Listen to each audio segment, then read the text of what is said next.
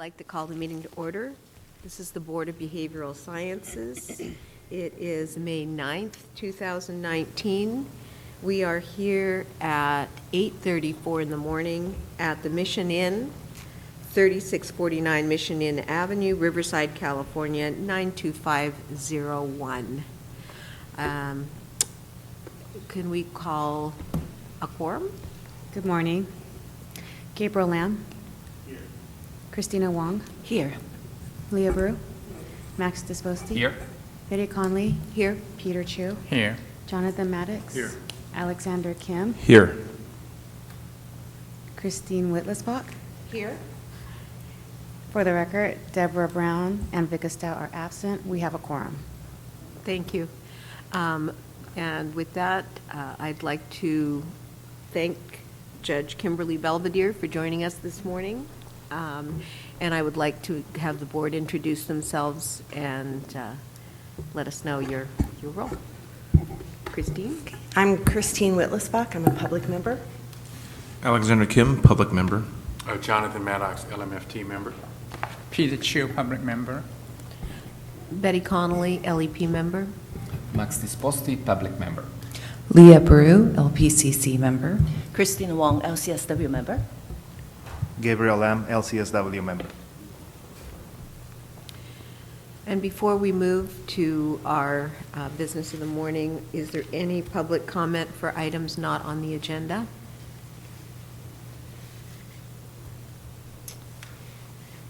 Okay, are there any suggestions for future items? Future agenda items? Seeing none, I will turn the meeting over to Judge Belvedere. It's all yours. Okay, I think this is on. If anybody can't hear me, let me know. Court reporter, I'm not sure, are you doing all the proceedings or only when I tell you to go on and off the record? Okay, then we'll do it the old-fashioned way. So are you ready to go on the record? Okay. So we will be on the record in the matter of the petition for reduction of penalty against Alyssa Renee Bradley.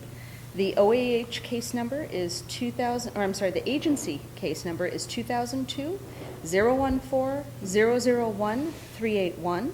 The OAH case number is 2019-040-582. It's before the Board of Behavioral Sciences, State of California. It is May 9th, 2019.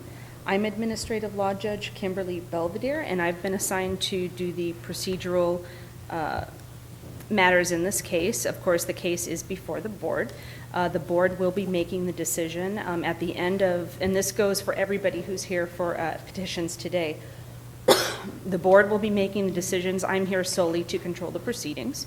After everybody has presented their case today, and I'm only giving this introductory speech now so that I don't have to do it every single time.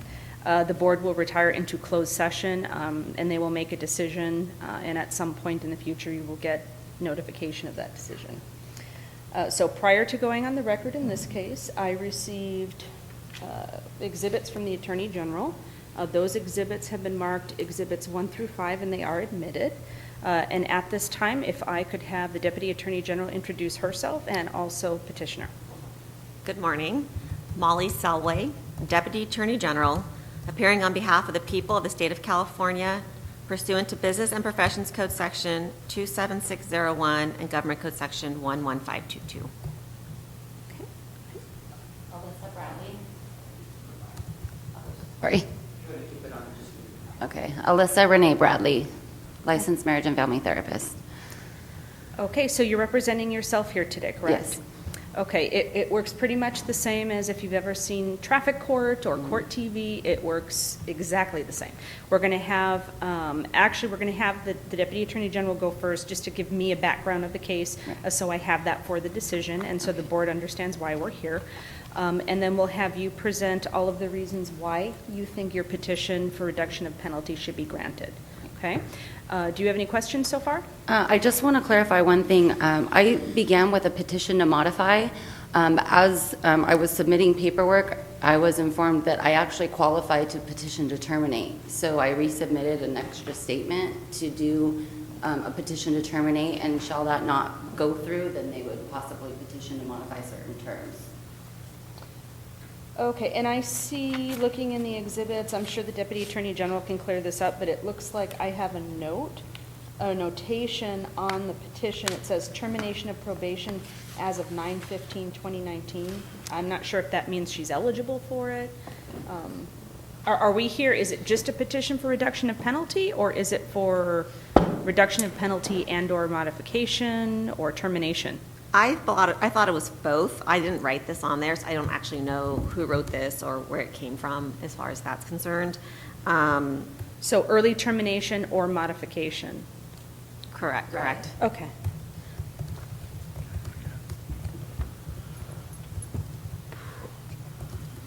Okay, and with that, did you want to make an opening statement? Your Honor, first I'd like to talk about the exhibits quickly. In addition to the packet I provided you, I did provide 2 additional documents that petitioner gave me prior to the hearing. She did provide, I believe, there's 14 copies there, 1 for you and 1 for each board member. So I just wanted to go through those, make sure you got them, and then to provide them to the board. And then with respect to exhibit number 3, I would like to request a protective order.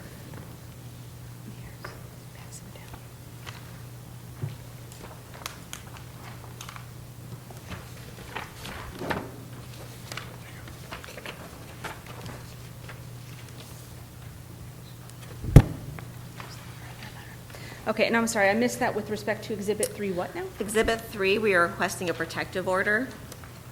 It's her psychotherapy report, and it contains personal medical information.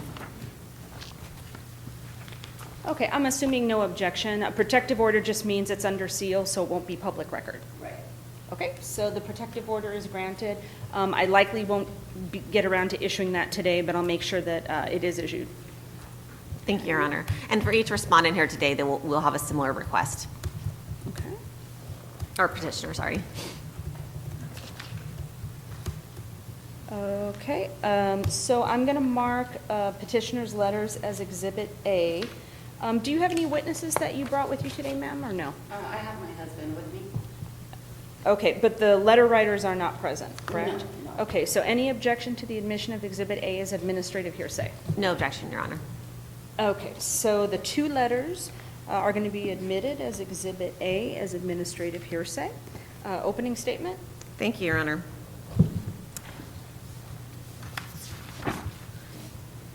Petitioner was issued Marriage and Family Therapist Intern Registration Number IMF 70809 on May 14, 2012.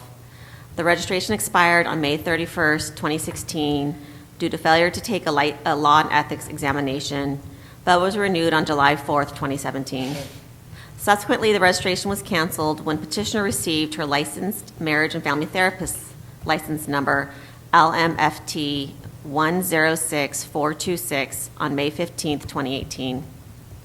The LMFT license is current and will expire on January 31st, 2020 unless renewed.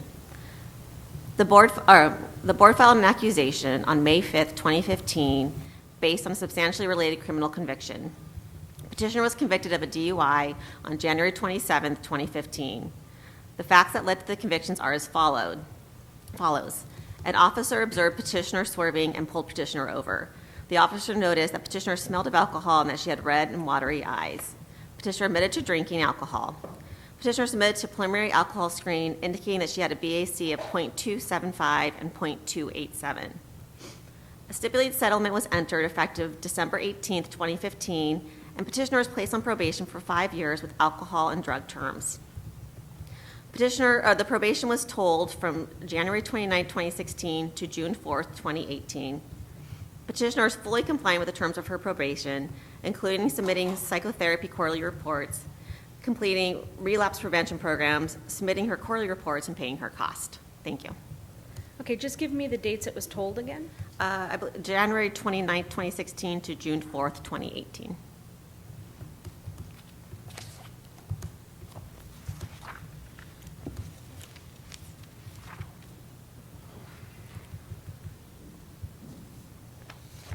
Okay. rest subject to cross-examination of Yes, petitioner? Your Honor, this time we rest subject to cross-examination. Okay. Okay, so ma'am, if you could raise your right hand.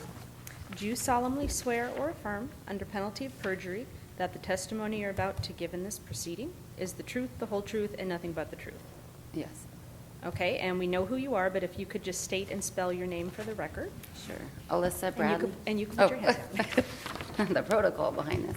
Alyssa Bradley, ALYSSA, BRADLEY. Okay, so you're here on a petition for early termination of probation or a modification of the penalty. Correct. What do you think the board needs to hear in order to grant your petition?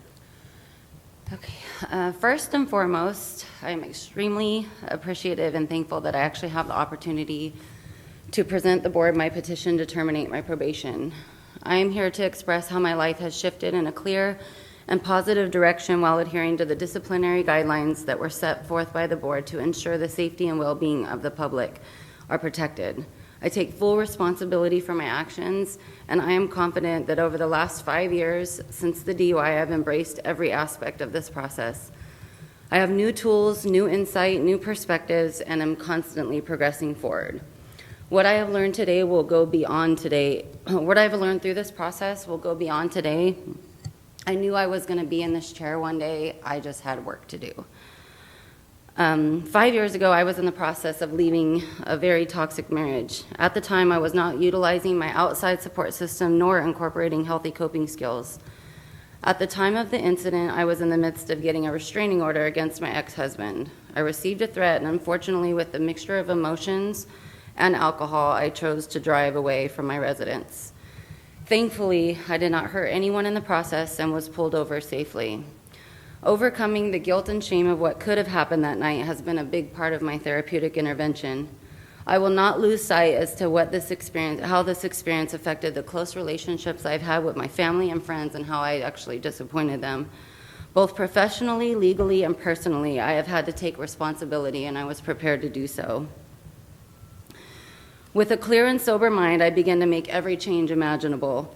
A change in my support system and reaching out to resources that were offered to me, like therapy. The colleagues that I work with in this field are amazing. My family and my spiritual connection all were instrumental in helping me to get to where I am in this seat today. After the DUI in 2014 and prior to the BBS even placing stipulations on my license, I chose to enter an intensive outpatient 4-month program at the Hill Recovery in Temecula.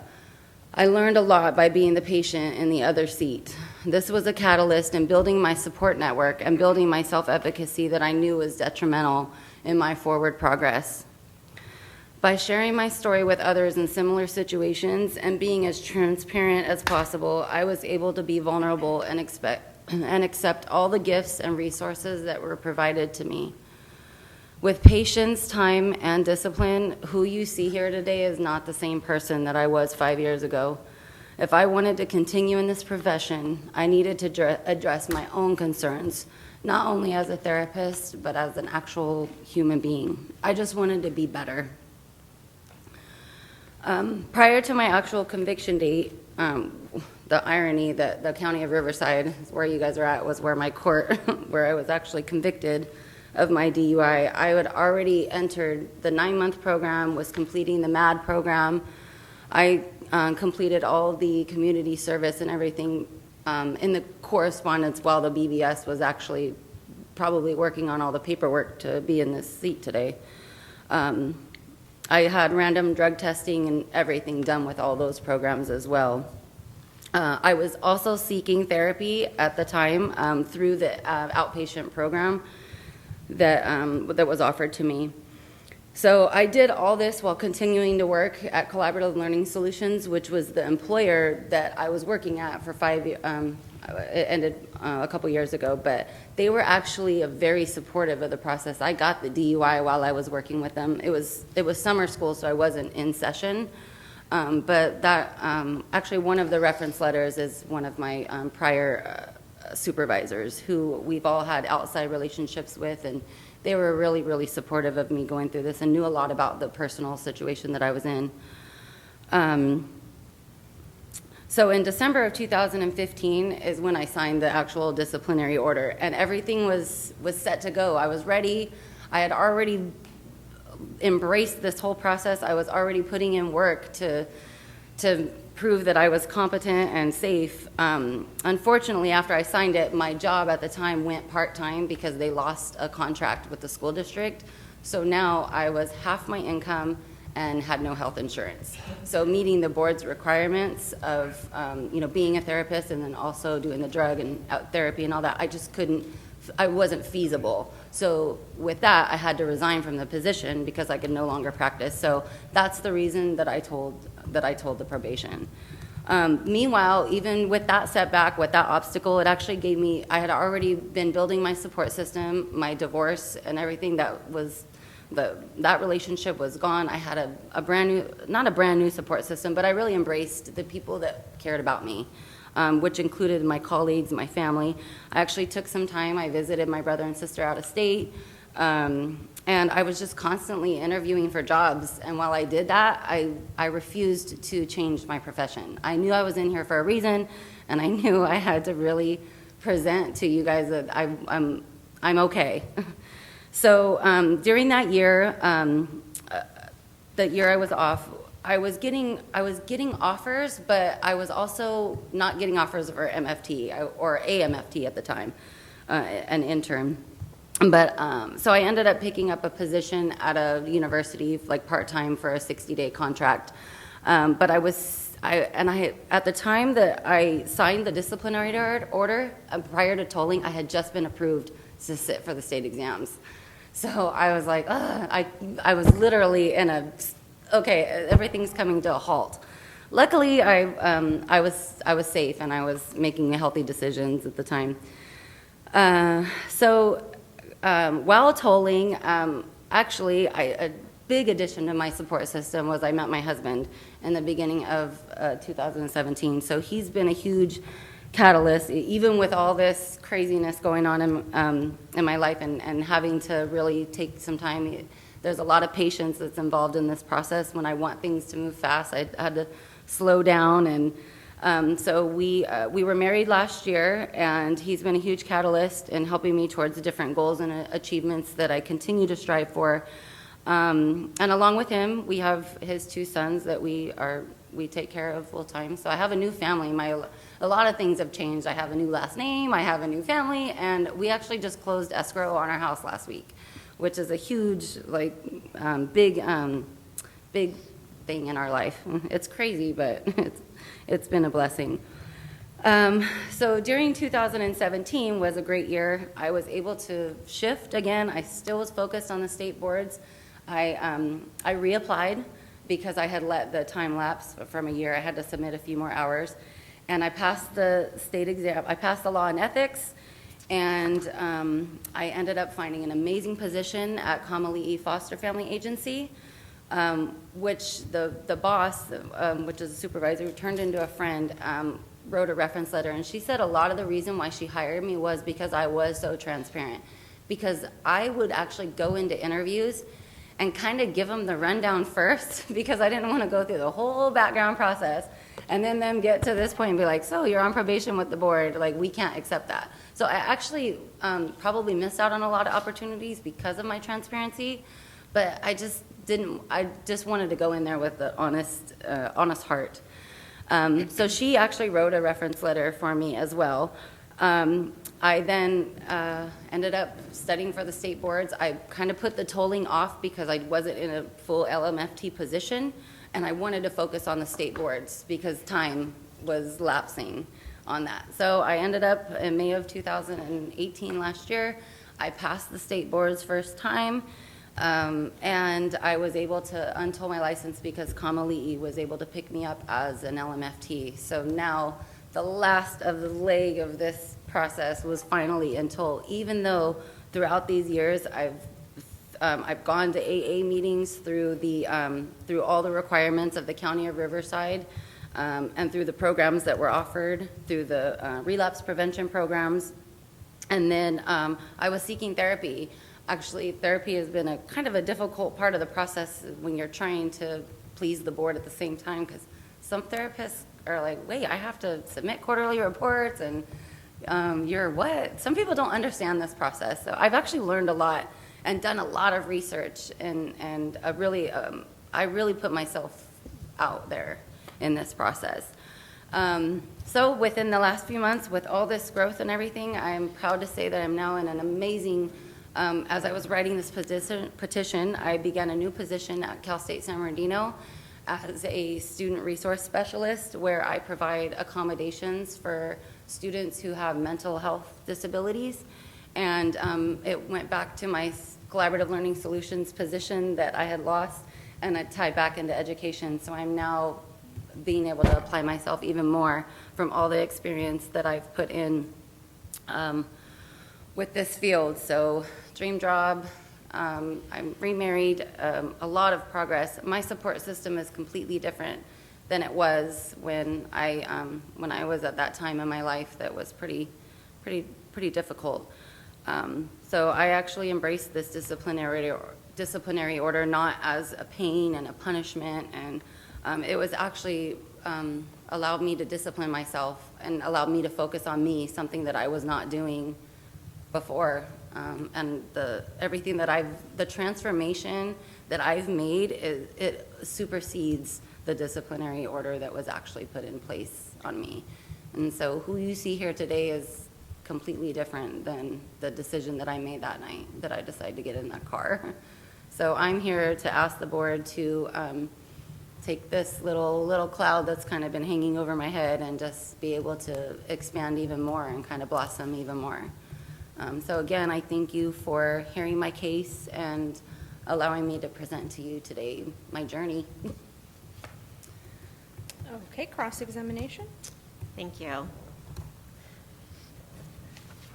I just want to talk briefly, is that on? I just want to talk briefly about your alcohol use.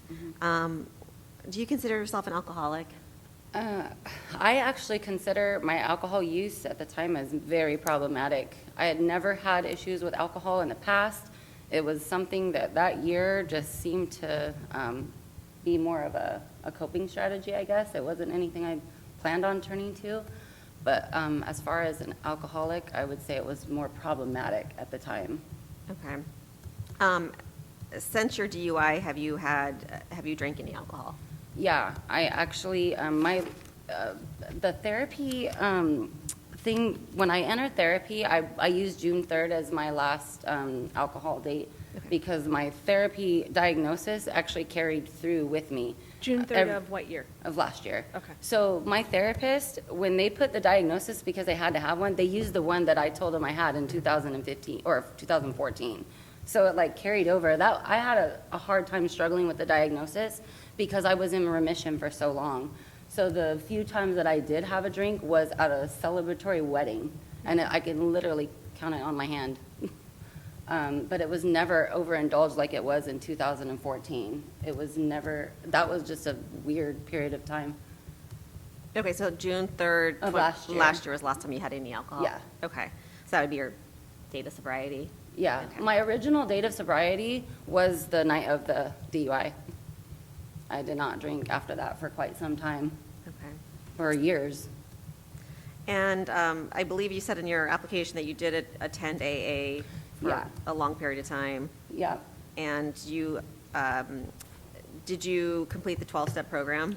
I actually, this last year, I decided to embrace the full AA program. I've been through AA ever since I started this process. And this last year, I decided, I want to get a sponsor and I want to work through the 12 steps. And I found a sponsor, and then an incident occurred in the AA meeting, and I actually put that in my petition. But while I was at an AA meeting, it was a co-ed meeting, there was a gentleman that was actually caught videotaping underneath the table. I was wearing a dress that day because I was on my way to work. And so I filed a complaint with AA. It was very uncomfortable, and they didn't do anything about it. They said there was going to be a board hearing and everything because that AA house was like right up the street from my house. I was enjoying it. I'm a firm believer in the AA. I think it works great for amazing people. It's done amazing things. I believe in the 12 steps, and I was also going to women's meetings at the time too. But the fact that, so the AA didn't do anything about it, so I started going out to another AA meeting, and he had actually showed up there too. So I was having to kind of juggle, what AA meeting do I go to, because AA is not doing anything about this. So I just decided I went only strictly to the women's meetings, back to that meeting, and then, and I love the women's meetings. So I was able to make it work. It wasn't anything I dwelled on. It wasn't, I was like, I really need to just finish this process. It didn't make me fall into, it was just kind of heartbreaking because that sponsor was actually like really good friends with this guy, and I actually, let her know what happened, and it turned into kind of just a really uncomfortable situation that I just avoided, and I decided to just embrace the support system I was working on. I still have to go to a co-ed meeting. Now that my job has changed, I can only make one women's meeting a month, so I have to go to a co-ed meeting, but I just choose to go elsewhere. Okay, so how many meetings a month are you going to? I go to at least 2 a week, which is according to what my disciplinary order. In the beginning, I was actually going to like 3 or 4 until that incident happened. If your probation is lifted, would you continue to go to AA? I would go to the women's meetings. The Saturday morning women's meeting is amazing. I've met amazing women in that program. I'm a firm believer in the program. They've embraced me. A lot of them know my story. I've actually shared. I've been a part of, and there's a lot of women that I believe in the service of it. I've talked to other women, and I've seen some come in and out of the room. So I would definitely Keep going? Yeah, definitely keep going. What about therapy? Would you continue on with therapy? Yes, on my terms. Now that I have Kaiser, I have the opportunity to have health insurance. I'm currently paying $60 a month or $60 a week to go to, and I had to change my therapist 3 months ago when I changed my jobs, and that was difficult because for 6-7 months I had a therapist who I had to explain my whole new story to. And with therapy, if you notice, nothing is tied to alcohol because that has not been a concern. It's not been addressed. It was more a lot of interpersonal things, a new adjustment to a new marriage. But the therapy, this therapist that I have now has been a little, like with her diagnosis, she was supposed to resubmit it because she forgot to put in remission. And I asked her about the diagnosis, and she said, because I have to put one. So it's really hard when I've only been working with her a couple months. And I have to go on my lunch break and in San Bernardino, and I want to be able to take time and really pick a good therapist with Kaiser now that I actually have health insurance. But I definitely am going to I will be in therapy once a week, for sure. Okay. If the petition for early termination is denied, what specific terms do you have problems with if you wanted to modify the probation? If I wanted to modify probation, I would say with AA, definitely if required, just required 1 time a week so that I can only make that women's meeting and not have to deal with going to a co-ed meeting, which is not a problem. I just go in and, I know I've met quite a few people in there that are good. The therapy, I put in there every other week, but whether I'm modified or terminated or not, I'm seeking therapy, and it will be once a week. I just think it's just a great thing for me to have, and I've learned more about myself. I think the therapy is the number one thing that is that I'm going to embrace. And then the drug and alcohol testing. Over the last 5 years, I have done more random drug and alcohol testing. I've never, ever, ever, ever had a positive test. I embrace every moment of that process. I literally have 4 alarms set.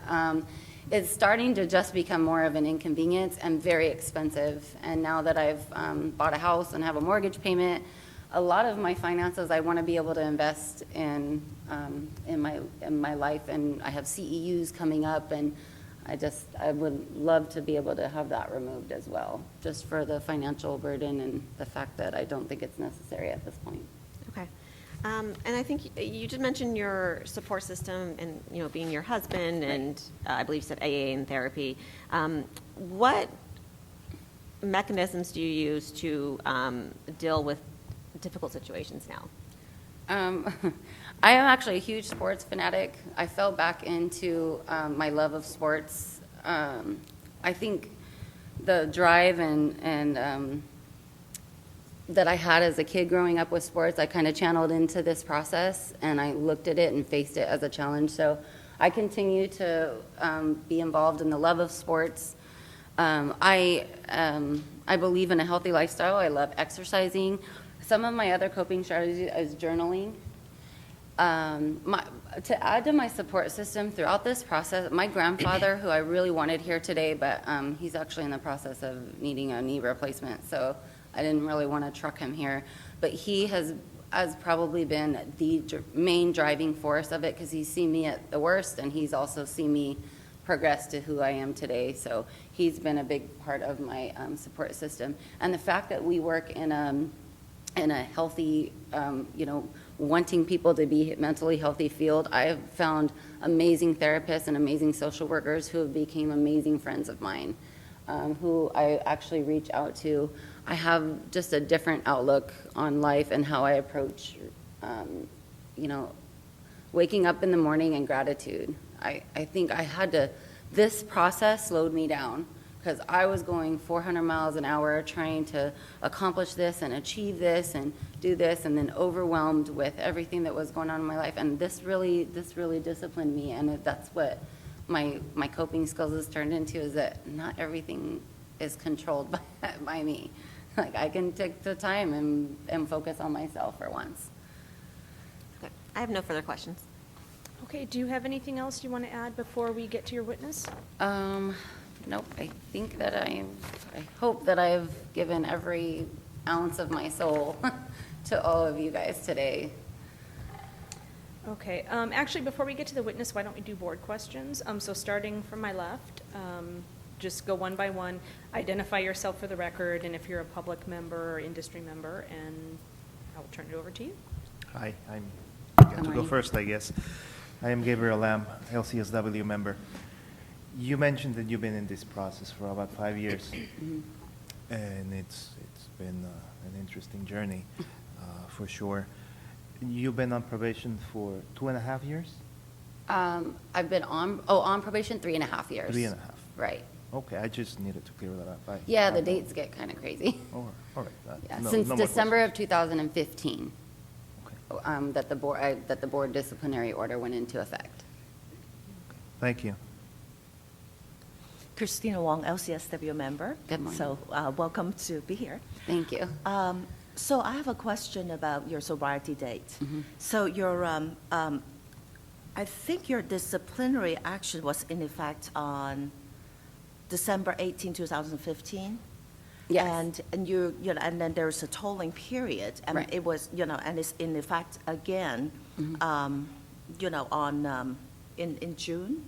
In June of last year. In June of last year. Mm-hmm. And you did mention that, you were drinking occasionally. So Mm-hmm. I want to explain, hear a little explanation about that I can period. only count on my hand the times that I drink, and it was at a social function. I was at two weddings, and then I think the other two I was out to dinner, and that was the one on June 3rd. I was at a wedding. It was a glass of champagne, and that's why I'm being completely honest. I believe that what happened in 2014 was a different just timing.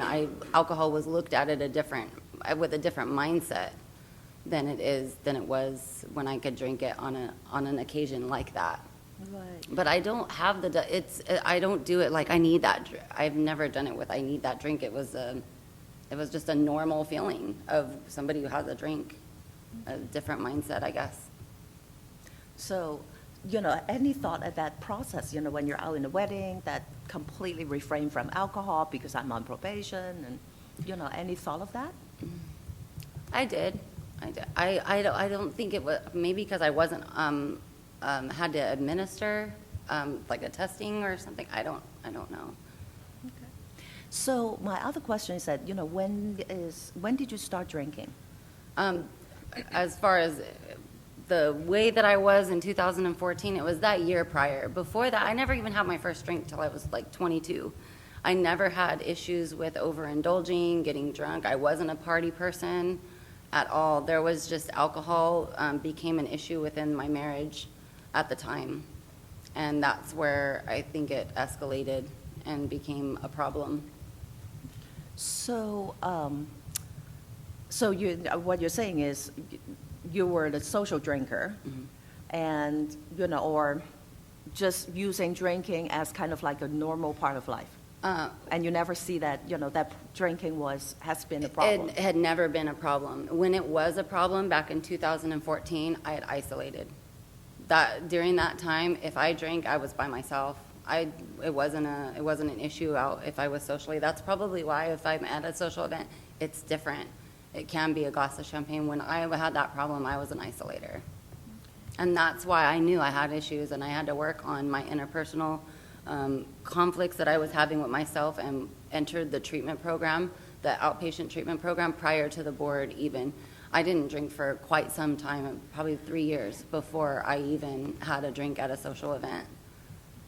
So I think you kind of answered some part of my question, but I'm going to, reframe it so that you can, I want to hear it. You mentioned that in your testimony that drinking, back in 2014 was about, you were at a time that trying to get out of that toxic relationship. Right. And so, so now look back, what is the drinking, has to do with toxic relationship? Because you can get out of a toxic relationship without drinking. Right. So what is your, I think it was. I think it was a coping mechanism. I guess it put me into kind of a numbness where I didn't have to talk, I didn't have to deal with anything, and I just separated myself. I had been trying to get out of that relationship for quite some time. No matter what I did not work. He was slashing slashing tires on my car. I was being threatened with a gun. I had nowhere to go. I was in the process of getting a restraining order. And I think, for some reason, I don't know how alcohol became that factor that year. But I just know that it wasn't a factor before, and it's not a factor now. And that's been one thing that I worked on, was how did that become a coping skill? And I think it was because he drank, and that was where I guess we had issues together. So sounds like it's a good area for you to look at, huh? Right. All right, no further question. Thank you. Thank you. Hi, Leah Brew, LPCC member. I'm trying to think about how to do this, because trying to differentiate between the intensity of the problem. Were you at your worst, was it just that 1 year? It was. Okay, and were you like a daily drinker? No, it was more of I guess a binge roll, because I was working. Uh-huh. I didn't drink in the morning and then go to work or anything like that. It was more of a weekend, I'm gonna binge all weekend type of thing, because that was when I was home. Mm-hmm. Work actually was probably my safety net, because I didn't, I tried to submit myself into different activities and everything to avoid being home. But when I was home or had to be home, I think that's when I kind of shut out and isolated. But no, I wasn't it wasn't daily at the time. It was more binging. Yeah.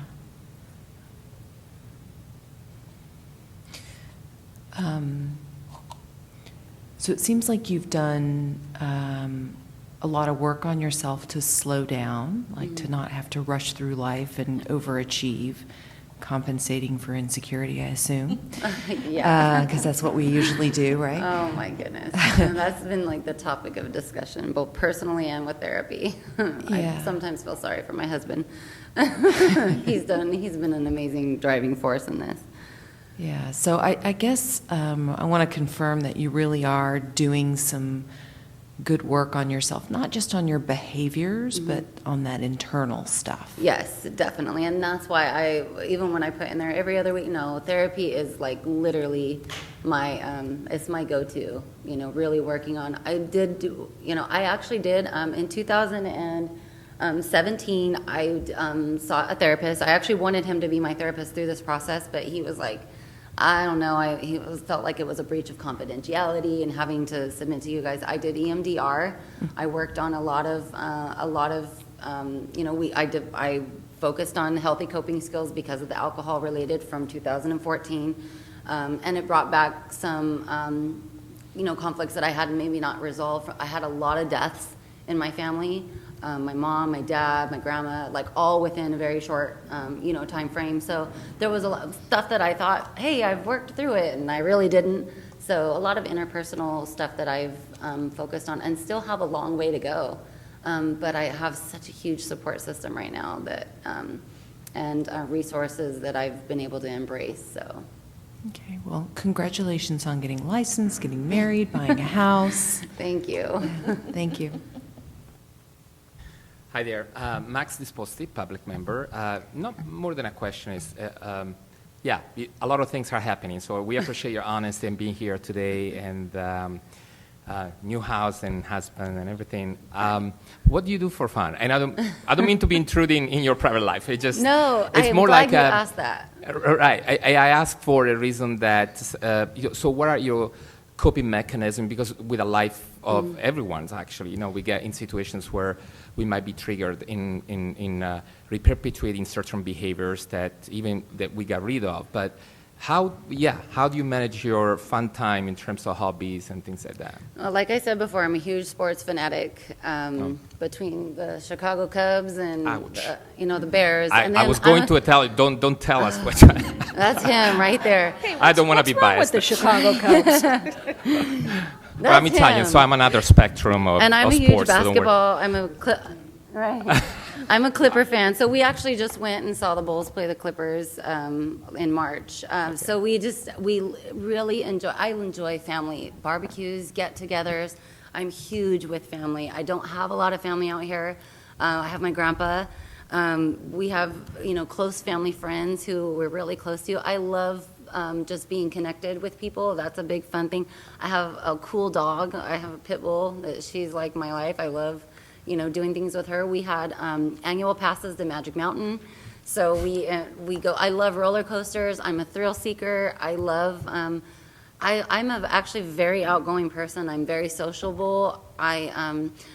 When I'm at home, I don't watch a lot of TV unless it's ESPN. Again, it's sports, but I'm looking forward to even embracing more of now we have a house, we can have people over, and I'm anything, I can find fun in anything. I really do. So a lot of social interaction. Mm-hmm. Oh yeah, definitely. So when your team loses, because it will one time, and what I mean by paraphrasing that, when your life gets really tough, I know the support system with family and friends is good, but sometimes perhaps I'm not speaking in general. Where do you go to create that safe place for you where things are getting rough? Perhaps it could be with your profession as well, where you don't get to share the same level of challenges with people that know you that well. So how do you, what is your support system be in a professional way, I would say? In a professional way, I would say my colleagues. I have a lot of therapists and social workers that became really, really good friends of mine who I was really transparent in this process, and they actually kind of made it fun because, I would go out for tacos or something, they'd have a beer or something, I wouldn't, because even the few times that I have drank in the last few years, there's many more times that I didn't. Many more times. I have the choice now. I have the ability to do that. So when I am in a tough situation, like the journey that I shared, there were so many obstacles. Losing my job and having to toll this probation was probably the biggest, like, wait a minute, now I can't put in work. Now I can't, because everything seemed to be put on hold. I just channeled my energy. Patience. Right. Patience I've probably learned more patience in this process than anything. Like you said, I learned to slow down. I know when I first walked in, I think it was Kim that said, first of all, I want you to breathe. My husband is like the most repetitive thing he says to me. So just breathe, everything will be fine. And a big part of my support system is I'm very spiritually grounded. Mm-hmm. I really truly believe that God placed me in certain situations so that I can take what I've learned and embrace and channel it into what I do for a living. I've been on both sides of the fence. A lot of people, I looked at AA like that. It's like, wow, I've learned, I now can be more genuine and more empathetic for people who are in this situation because me as a professional have been through it as well. So I'm able to be a little bit more genuine. That's how it is professionally for me. I can indirectly help them better without them even knowing what my story is. That's great. Thank you so much. Thanks for elaborating. I appreciate that. Thank you. Hi, thanks for coming in. Betty Conley, LEP member. So I have a couple of questions. When you were put on probation back in the end of 2015, rolling into 2016, what was your understanding of the reason for those terms? That I could go forward and become present to the board that I'm a safe and competent therapist. That was my understanding of that I needed to really prove to myself that this incident was never going to occur again. Okay, so all of those terms and conditions that you agreed to, you understood that that was like for our way of guaranteeing public safety and to make sure that you were safe to practice? Right. So almost as soon as you went on probation, you actually told your probation for Right. 2.5 years. Right. So really, you've only been on active probation for less than a year. Right. Right. So what was your understanding of what happened to those terms and conditions when you were told? Even while I was told, I was still having to go to AA meetings through other requirements that I had to meet above and beyond the board's disciplinary actions. I was also completing therapy on my own and also I did a lot of spiritual counseling as well. So AA meetings, relapse prevention, I had already done an outpatient treatment program, which had a follow through, like every Tuesday you could go. And I even tried to get back into that program. It was really hard because I hadn't completed the relapse prevention program through the board. So I had to do that again. And it's hard to find only a relapse prevention program. You have to do the whole program and then do relapse. So when I went through MFI, I did the whole program again. It wasn't relapse when I did with the board. So I've actually, even while I was told, I was still completing all the requirements. Most of the requirements? Most of them, yes. Okay. Thanks for coming in. Thank you. Peter Chiu, public member. Thanks for being here. When the Deputy Attorney General asked you, do you consider yourself an alcoholic, you said it's problematic. Right. I would like to ask you, if you're off probation, do you intend to drink? I have no desire to have alcohol affect my life at all anymore. I'm fully this process has put me through the ringer. No, alcohol. I understand that, but are you going to drink? I mean, it's hard to predict, but at this point, do you plan to drink at weddings again or never? The reason why I ask is this. Some people believe you're an alcoholic and you should not be drinking for the rest of your life, but even though that's debatable, but you don't Right. consider yourself alcoholic because you didn't answer yes. So it's important for me to know whether you're going to drink or not. I mean, there's no right answer, wrong answer. People in Europe, they say, you can, overcome it even with occasional drinking. I mean, so. I think that was the hardest part of being able to present to the board because I was being honest about how much I've drank and if I've drank. And the reason why I said drinking problematic and not alcoholic was because it was at that time. And from an alcoholic perspective, is that from the AA standards of what an alcoholic is, working the 12 steps, having the desire not to drink. I have the desire to never, ever get drunk again, indulge in it. And I also look, even at the wedding nights, I did question myself. And if I have to question it, then I so choose not to desire to drink, but and I just take it really one day at a time. I really, truly do. And I know that I don't want to ever be in this chair ever again. And that's probably what keeps me from ever going down that path. So see if I hear you correctly. So your intention is not to drink? Right. Okay, thank you. Now, if I remember correctly, your current therapist does support your request for termination of the probation? Yeah, my current therapist, she didn't have time to submit. I've only been seeing her a couple months. So the prior therapist, when she did submit that she requested. Okay, so that's the prior one, not the current. Yeah, Okay. switching therapists was very difficult in this process. So. Thank you. Thank you for coming in today. Thank you. So just so I'm clear, so including all of the total time that you had on your probation, you have actually been under board oversight for about 11 or 11 and a half months. Is that correct? Okay. So I just wanted to clarify that. And I want to thank you for all the sort of demonstrated achievements that you've shared with us today. Those are sort of, those are important, and I'm glad to see that you've continued to build a career. But with that said, I'm also concerned that a lot of the things that you've shared are about external achievements and things that you're doing. So I'm wondering if you could share with us sort of some things that you've learned about your relationship with alcohol. You mentioned that you didn't really start drinking till you were 22. And then you mentioned that the incident related to you getting on probation was you had began to overindulge in alcohol based on your relationship with your husband. So what have you learned about what made you susceptible to that, considering you had never drunk until you were, in your early 20s? What have you learned about you? Right. I learned, actually, with me, I learned I had codependency issues. I learned that I'm a people pleaser. I'm constantly trying to control things that are out of my control. I had a lot of trauma that I dealt with in the past that I thought I dealt with. And I learned, I guess I invested my life into sports so much, I learned how, I tried to regress back to what got me through the stuff that I overcame when I was a child. And it was sports. So I'm like, wow, I have all these challenges, like, let me invest back into that. And I also learned how to, the patience and the setting back that I couldn't please everybody, and that I had to really, really look at my the type of friends that I had, the support network. My prior ex-husband, I'm still very close to the kids that were involved in that relationship and their mom. So I didn't lose any. I thought I had lost everything, but I didn't.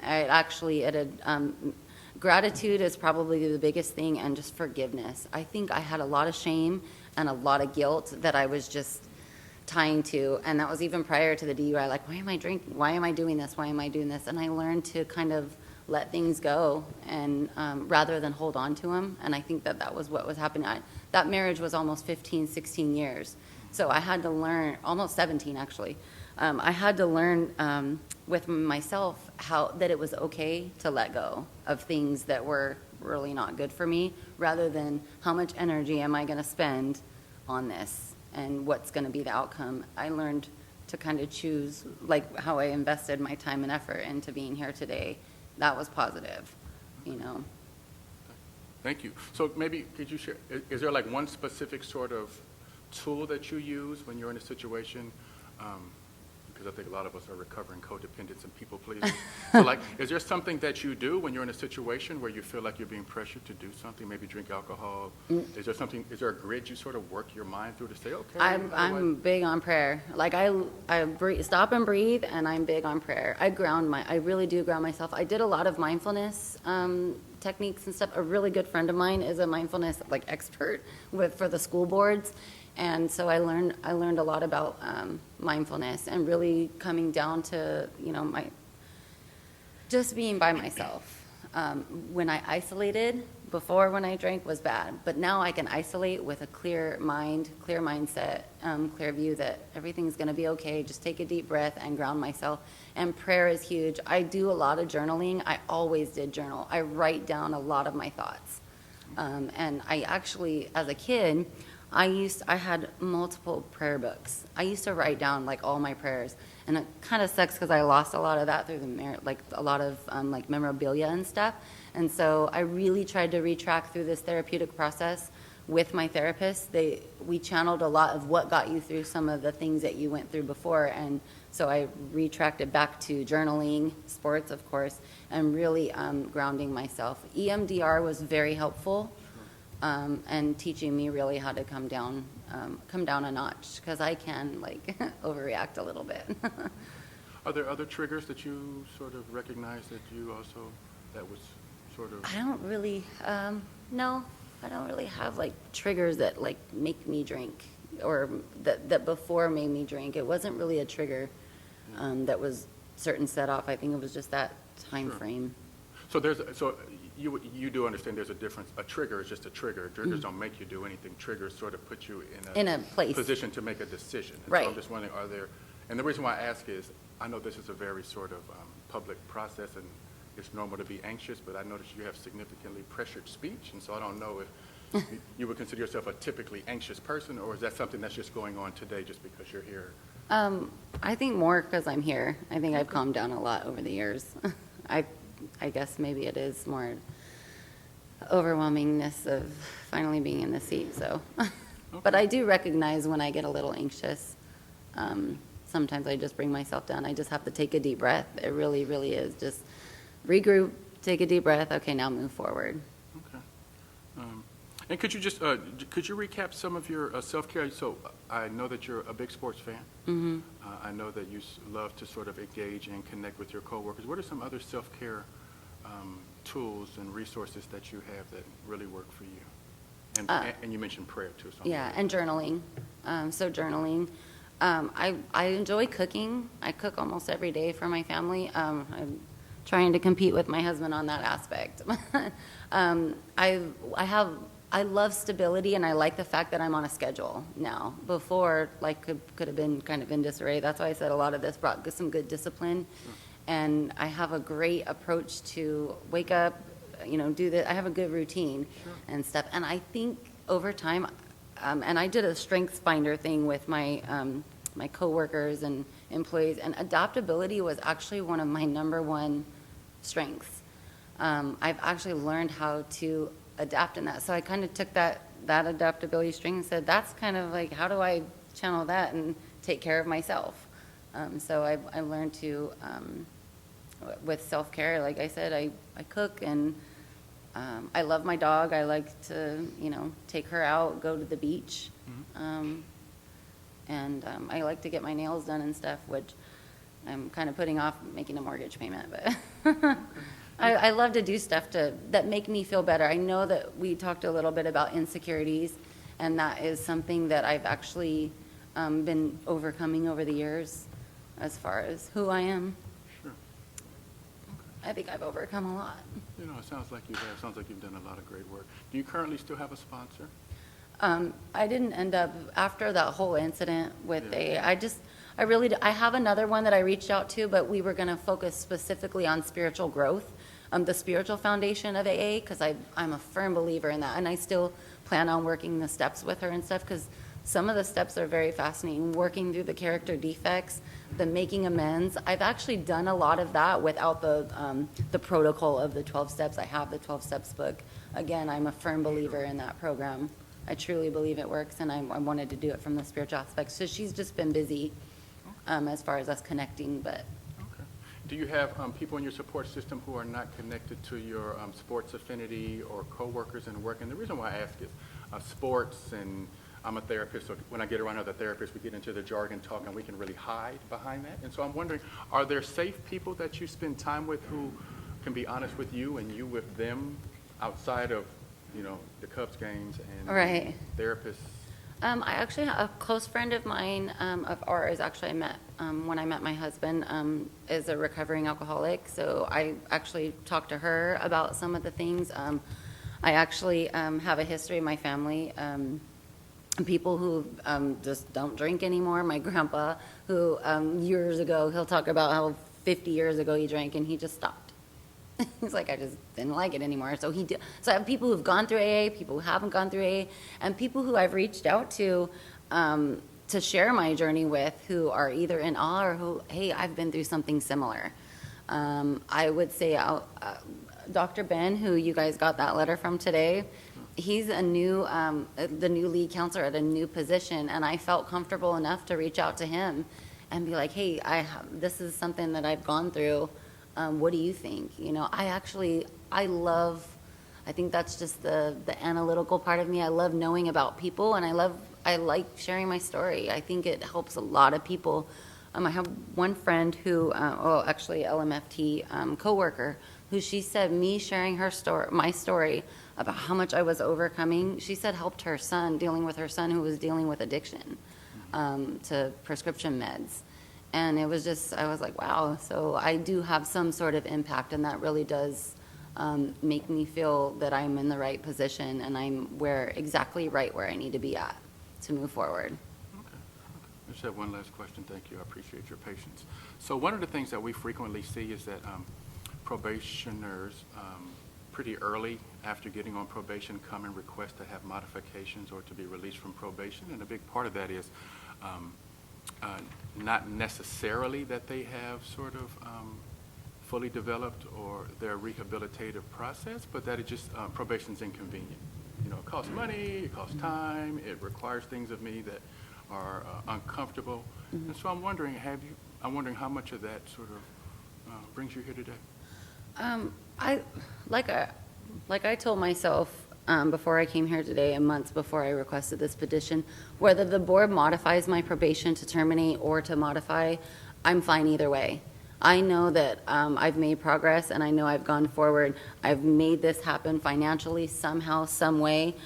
Yes, I would like that burden lifted off of, but I've embraced it and I can channel it either way, and I'll just continue to progress. It's not something that's going to be like, oh man, you know, it's just more of a time factor. It's more of the just be patient. This too shall pass, type of thing. So like I said before, I don't look at this consequences, disciplinary action as like a pain or as like a punishment. It really helped me transform. It really was the catalyst in saying, Alyssa, that's my nickname. You really have to work on yourself. And now use the resources that everyone is giving you right now. The therapy, the AA meetings, the drug and alcohol testing, use whatever is set before you and embrace it. And that's what I did.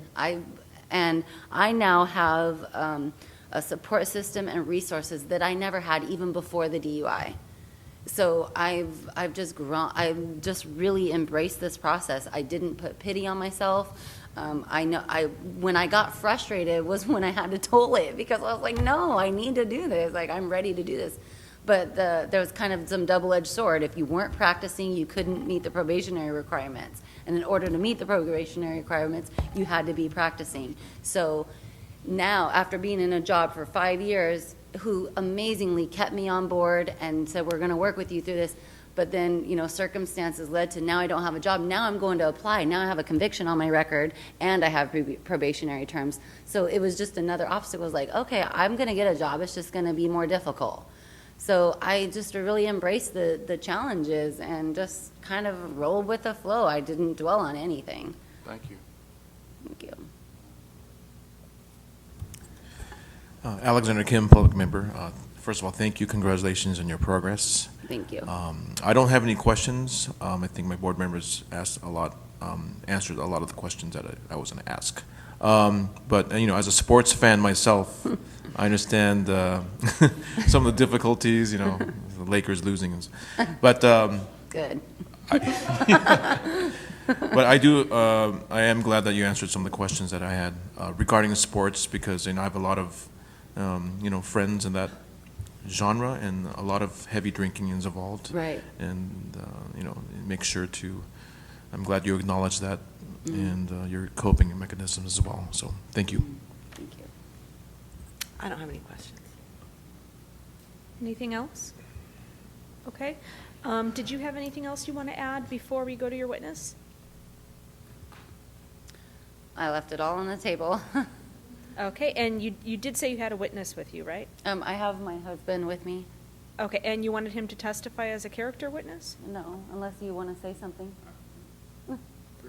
I have to ask if you have witnesses, so if you Oh. don't, that's fine too.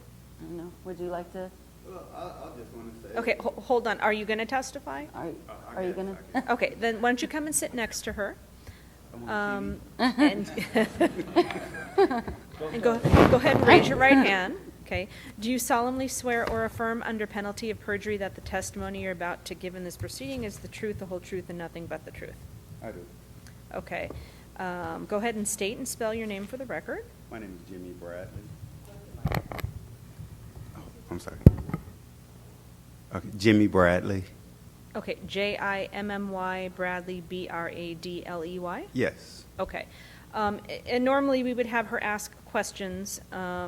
This is actually the only time you'll ever have your husband under oath to ask him anything you want.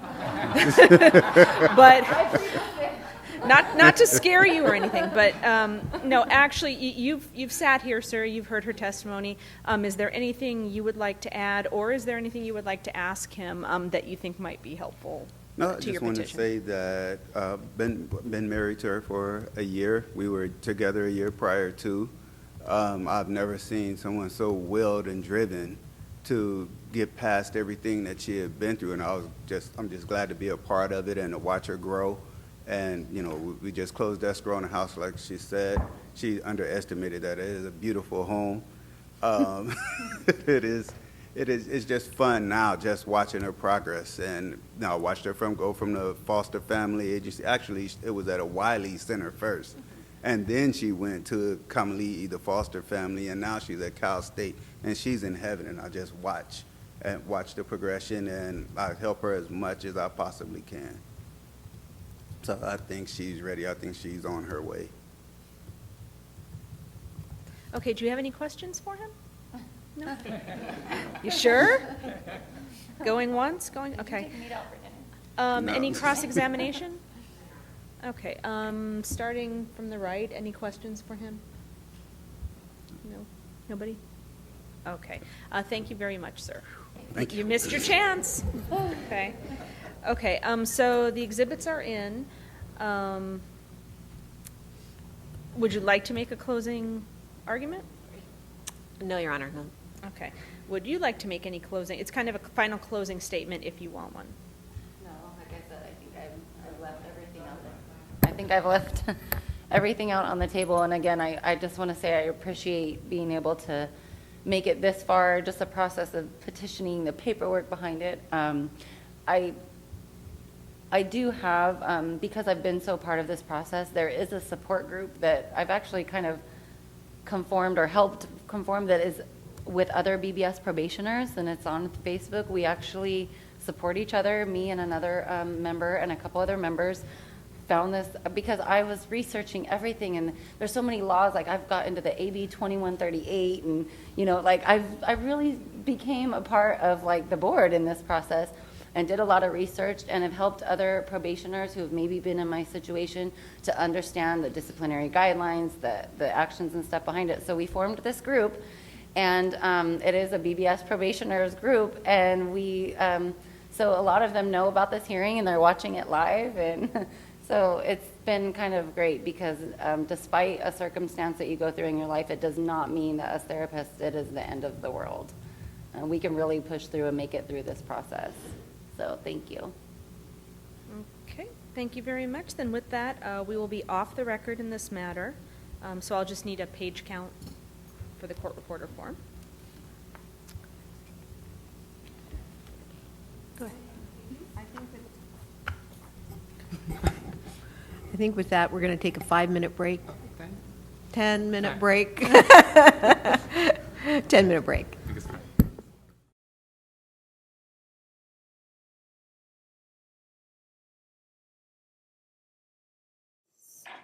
Thank you. It is now 9:57.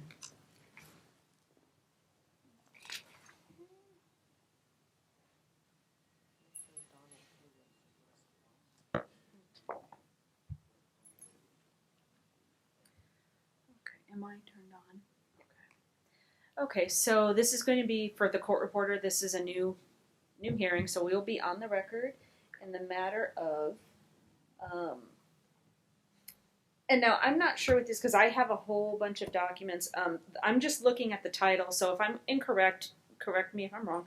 In the matter of the petition for reduction of penalty against Donald Charles Lewis. That's before the Board of Behavioral Sciences, State of California.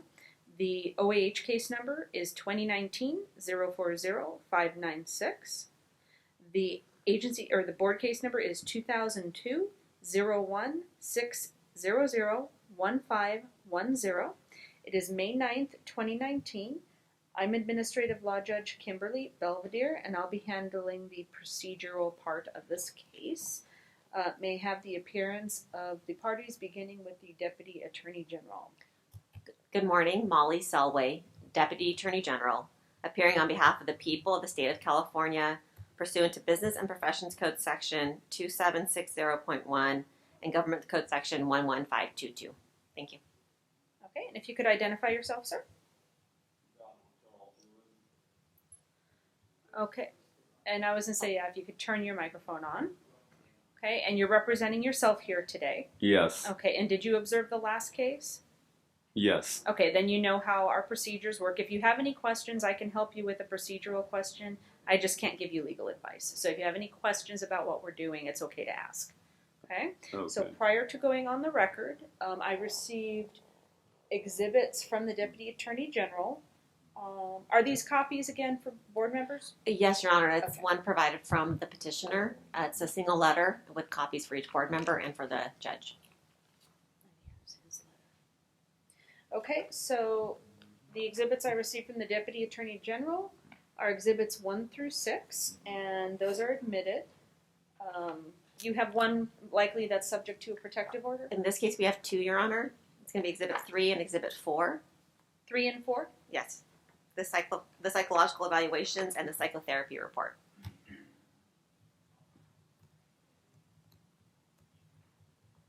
Okay, so that request is granted, and I will get that out later today or more likely tomorrow. So exhibits 3 and 4, all the exhibits are admitted. 3 and 4 are subject to a protective order. I have one letter from petitioner from, it looks like his therapist, so I will mark that as Exhibit A. Any objection to the admission of that exhibit as administrative hearsay? No, Your Honor. Okay, so that exhibit is admitted as administrative hearsay. Would you like to make an opening statement? Yes, Your Honor. I'd like to provide a summary of the case. We are here today on a petition for modification of probation. Petitioner was issued Associate Clinical Social Worker Registration number ASW 80267 on November 1st, 2017. Petitioner applied for his Associate Clinical Social Worker Registration on February 22nd, 2016, and was denied on April 19th, 2017, due to multiple convictions. A statement of issues was filed on June 16th, 2017, based on substantially related criminal convictions. I will now go through a list of his convictions. First, petitioner was convicted for indecent exposure on June 18th, 1997. Petitioner was arrested after he was found not to be wearing clothes from the waist down, and he admitted to smoking a pipe full of speed earlier that day. Petitioner also admitted to using speed for a number of years.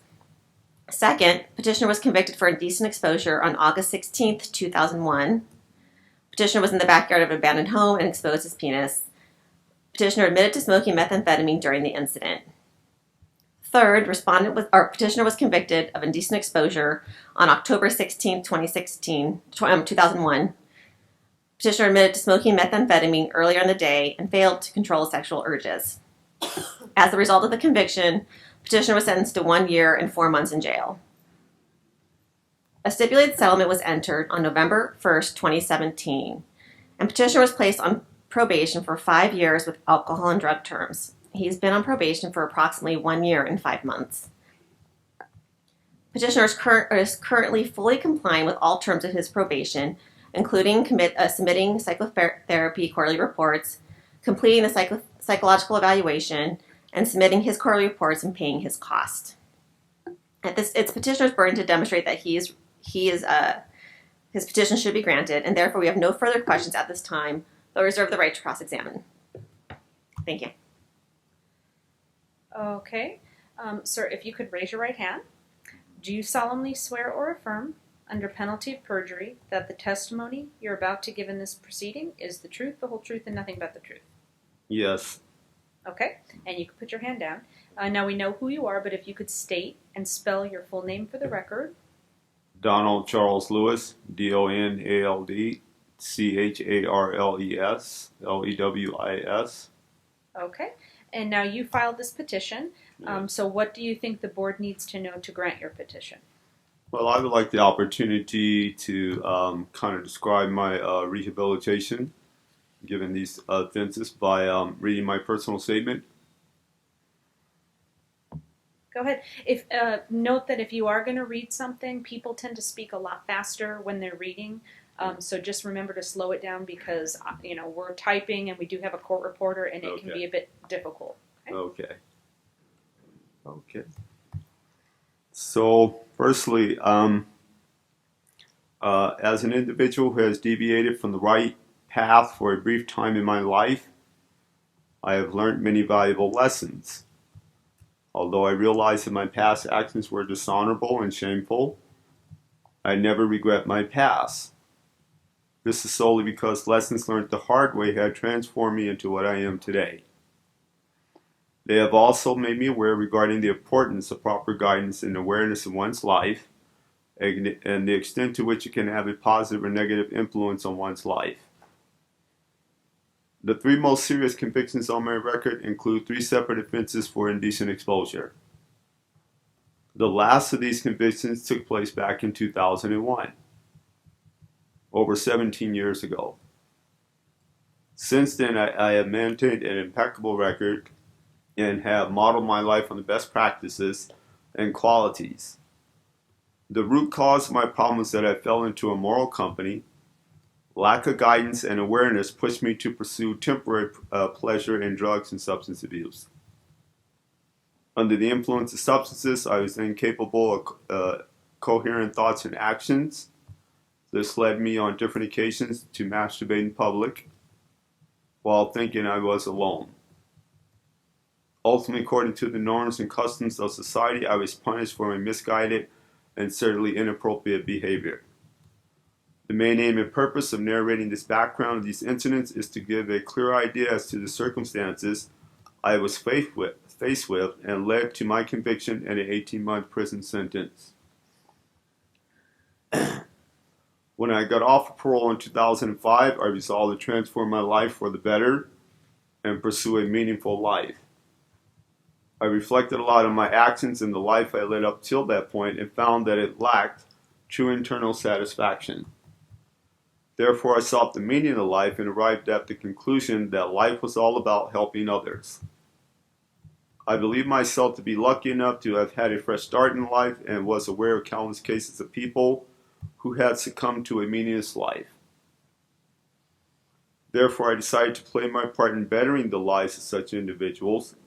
With this aim in mind, I enrolled in a bachelor's program in social welfare and successfully completed the program in 2009. In the same year, I enrolled in the Master of Social Work program at California State University, Los Angeles. I completed the program successfully in 2012, and along the way gained sufficient knowledge in the field of social services.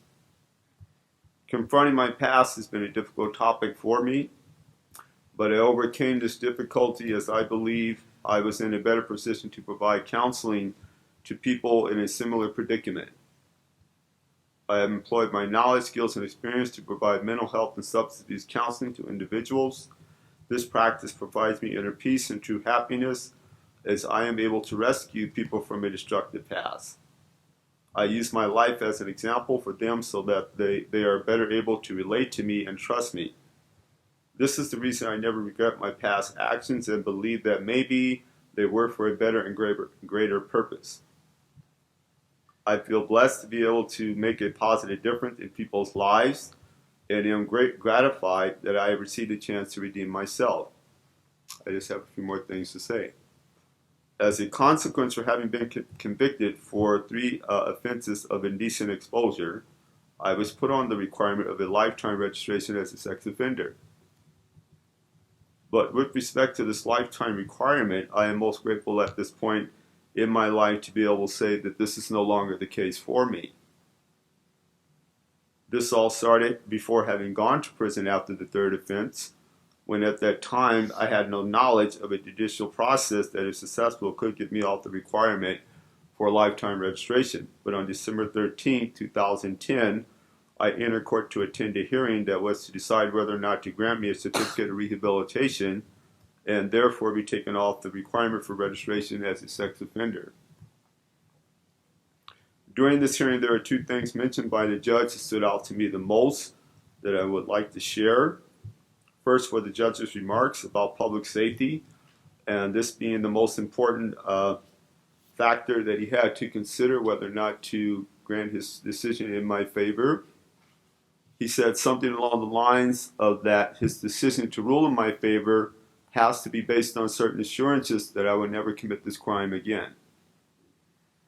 Though his statement made me feel uneasy and uncomfortable because it made me self-reflect on the importance of taking responsibility for my actions and owning up to my behavior.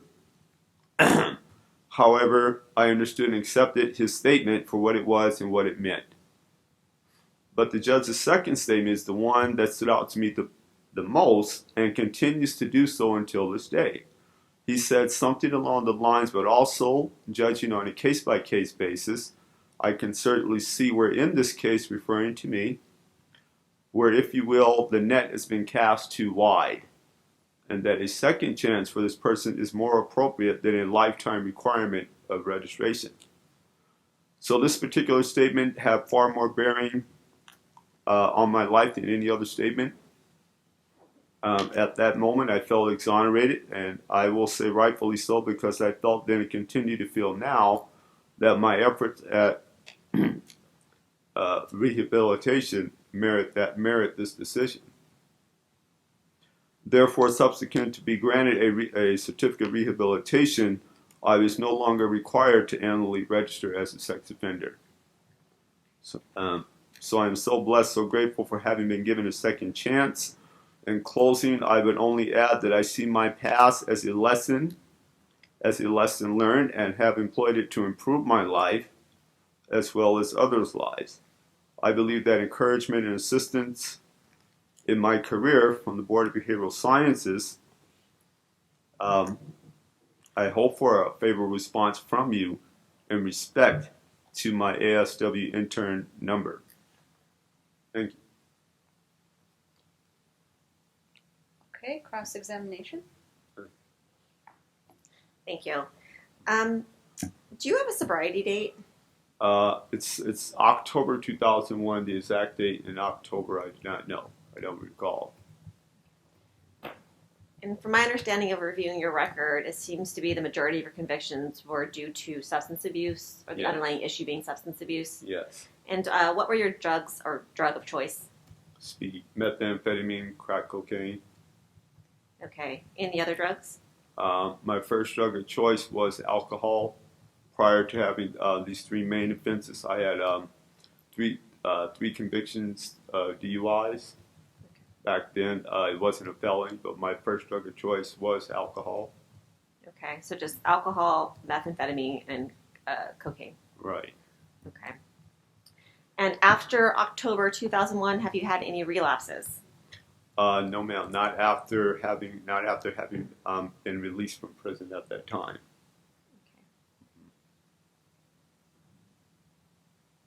So was prison the catalyst for getting you off drugs? That question's been asked before. Yeah, it's sort of like the wake-up experience, if you will. And do you currently, well, the terms of your probation require you to go to an AA or NA class, correct? You mean the BBS's requirements? Right. Yes. Right. And do you find those going to NA or AA useful?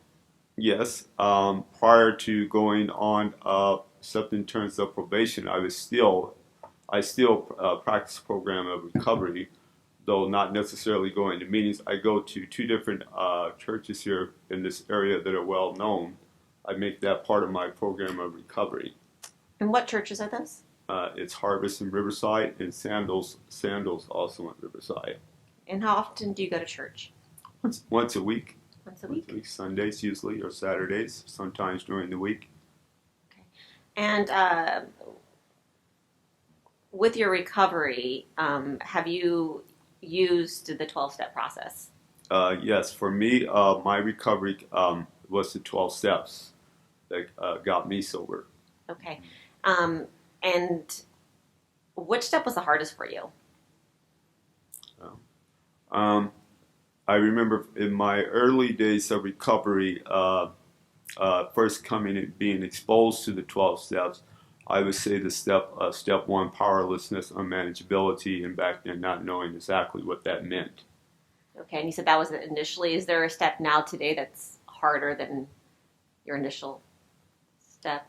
I guess a step making amends at times can still be difficult, because nowadays it's not so much about making amends for behaviors.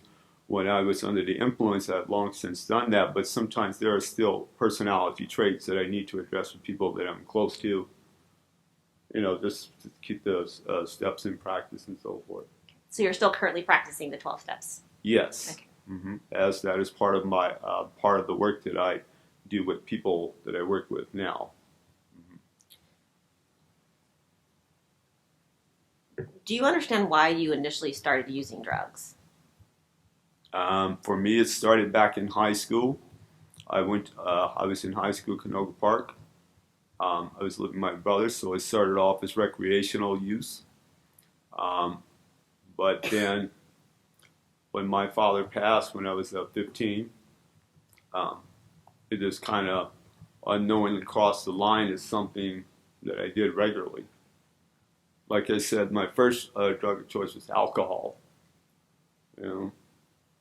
But like I said, this recreational use, it's hard to explain to know why. I guess you could say for pleasure, back then in my 30s.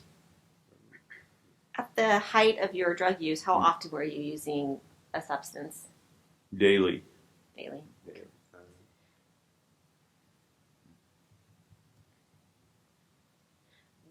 Do you have any particular triggers?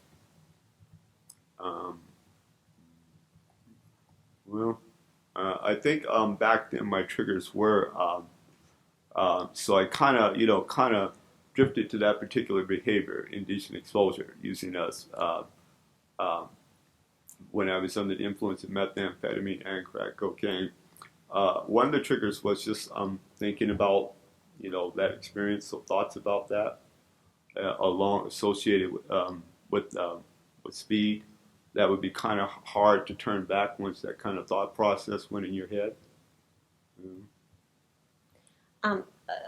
Let's quickly just talk about the terms you wish to modify. Which terms are you seeking to modify in the probation? Modify, for me, I'm asking to be these terms, the weekly therapy, the daily drug testing, and the 12-step group. I'm asking for those to be removed. Okay, wait, the weekly therapy, daily drug testing, what was the last one? There's two. I'm required to go to 2 12-step meetings per week. I'm asking to be removed from those. Let's talk firstly about the weekly therapy. Do you plan on continuing on with therapy? If I'm allowed to terminate it, no. Okay. Do you find these sessions to be helpful? Yes, I do. They're very supportive in trying to, just trying to pursue getting your license, accumulate hours, and so forth. They're helpful in that they're supportive. My therapist also happens to be a person in recovery. So do you get I guess I want to understand, like, what, other than support, any other benefits do you get from these meetings or from the therapy?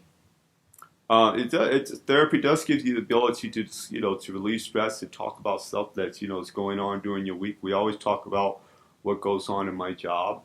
His focus is on, with the particular work that I do. I work in mental health.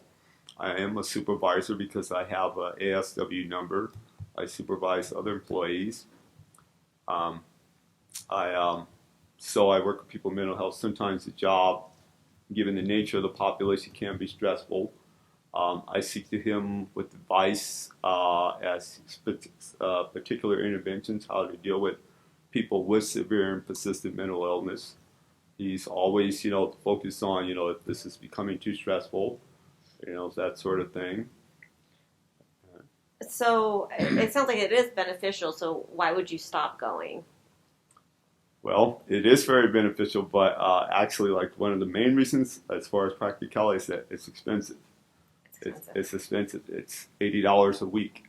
The drug testing costs over $300, $320 a month. That's not including the price of the individual test itself.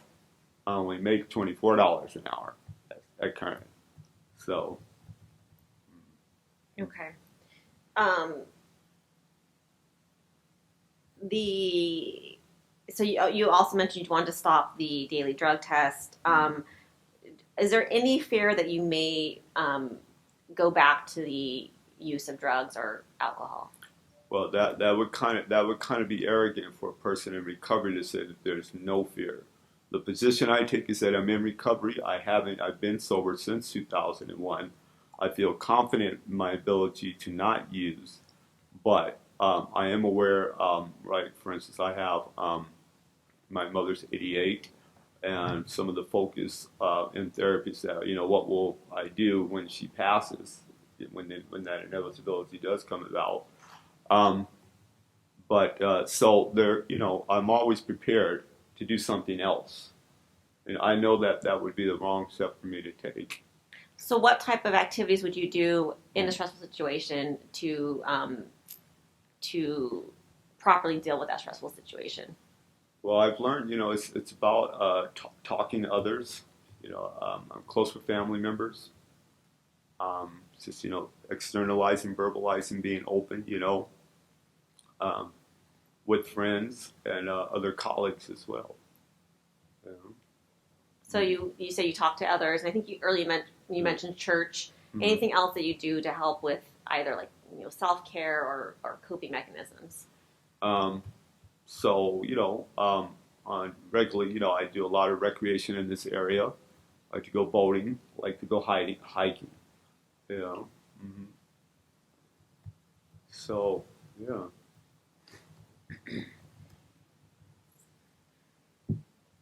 So you just said talking to friends, going to church, boating, and hiking. Any other things you want to add to that list? None that I can recall right now. Okay. And then lastly, you mentioned you wanted to reduce the 2 meetings per week of the 12-step process. Yes. Mm-hmm. And why do you want to get rid of that term? Well, because I want to have my ASW number unencumbered without these probation requirements. If the 12-step meetings are lifted, I would still be doing my regular program of recovery, which includes still going to the churches that I mentioned and doing things of that nature. Okay, so let's talk about, you just said your regular program. What is your regular program? Staying in shape, keeping a positive attitude, always reflecting, on the future, career, stuff like that.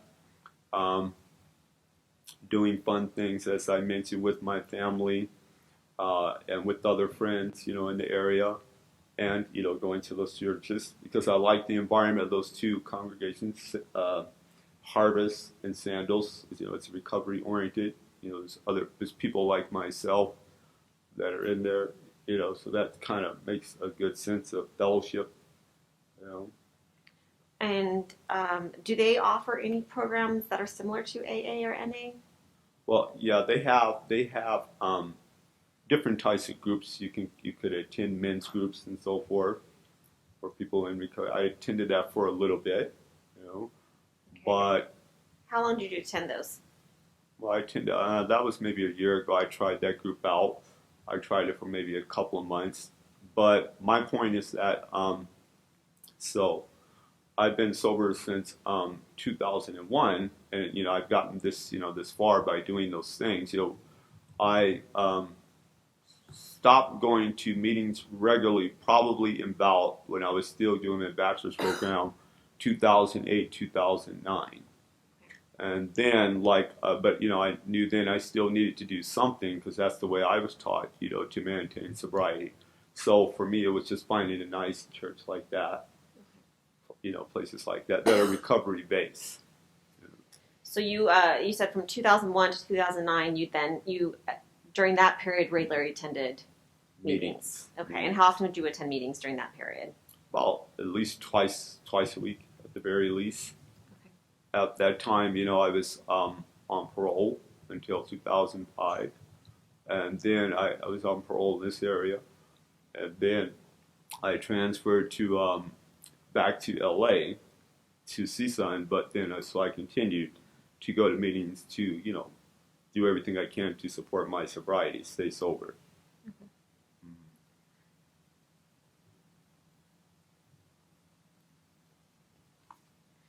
believe I don't, just 1 second, but I think I'm about done.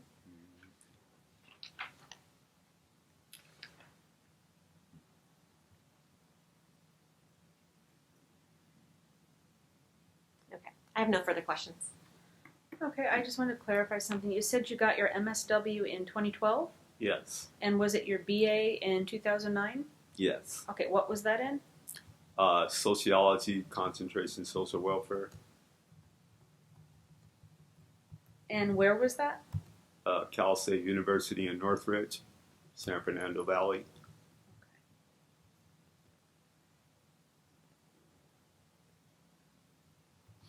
Are you currently employed? Yes. Okay, where? Telecare Corporation. And what do you do? Um, I'm a therapist. My job title is called team lead. Team lead? Team lead.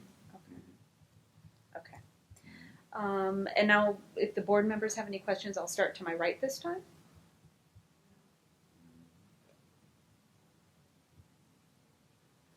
No questions. Good morning, how are you? Okay. Good. I want to say thank you for coming today. It's been a pleasure to listen to you sort of describe your sort of, with humility, sort of your life experience, but then also be able to articulate sort of how you have made significant changes to your life and began to rebuild your life. And so I am, it's been a pleasure just sitting here listening to you actually go through this process. I'm wondering though, with that said, I'm wondering, you mentioned that if you would not be interested in continuing in therapy at this season in your life, and I'm wondering maybe if you could tell us why you don't think that would be useful for you, or like what are your thoughts around that? Therapy is useful. It's not that it's not useful. It's not that I disagree with therapy. The reason I wouldn't continue is because, as I mentioned, it's expensive. You know, I enjoy the therapist I have. I go there every week, but again, you know, it's not that I disagree with therapy. You know, not that I don't see it useful, but that the reason that I said that I wouldn't be continuing therapy is because it's expensive. Okay. Could I ask you a question about the NAAA programs, because you're also requesting that those be removed too? So I'm wondering why you're in particular asking about those. Well, as I mentioned, before accepting the terms of probation, my program of recovery, the things I did to still keep myself sort of in the loop, if you will, as far as practicing recovery, consisted of going to different types of churches. The two I mentioned, Harvest in Riverside, Sandals in Riverside, and again I mentioned these are recovery type of oriented organizations, churches. I mean, it involves Christian based,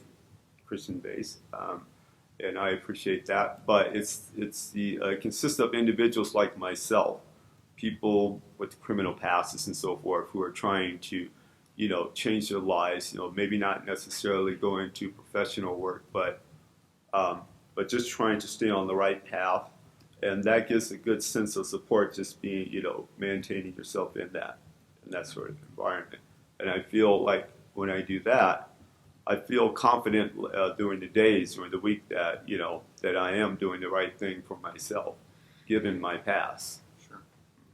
Well, thank you. I appreciate that, and it's been very obvious in sort of your answers, sort of the hopefulness that you manage as you walk through your recovery process, because we know hope is a foundation of moving forward. I have one last question, and then I'll be done. So could you tell the board a little bit about sort of what your accountable relationships look like? Who are you accountable to in this process? And then so that's one question. And then the other question is, like, who are you answerable for? I don't know if you mentor, if you sponsor someone else. Like, could you give us a sense of what sort of that accountability process or structure looks like for your life right now? Yeah, so accountability is always important, because we, have to have that kind of have to sort of have those sort of values in place. Individuals in my family certainly are the ones that let down when I, went to prison for these particular offenses. However, when I was released from prison, they were very supportive of me, very non-judgmental. They didn't ask me, try to put the emphasis on these particular crimes in general, but just to try and support me and move me forward, to see where my head was at, to see what I wanted to do with myself. So now these same individuals it's very important that I make them proud of me, do the right thing, that they see that, I'm an independent person and so forth. As far as other individuals, people at my work, it's like they say, it's now that like I'm on the other side. I mean, I'm now the person in the room who said that, how do you get to this point of, making a change in your life, whether it's from drugs or any other issue. And so I see individuals, just for the first time in their life, embarking on the path of trying to make a change. So I hold myself accountable to those individuals. Sometimes I don't necessarily reveal to them my specific offenses, but I do try to convey to them, I've been along a path, had experience similar to what you're going to. So I try to be a good example in front of those people, those persons.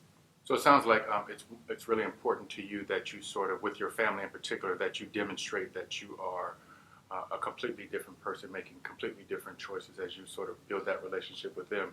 And it sounds like maybe with work that you're sort of a collaborative colleague and things of that nature.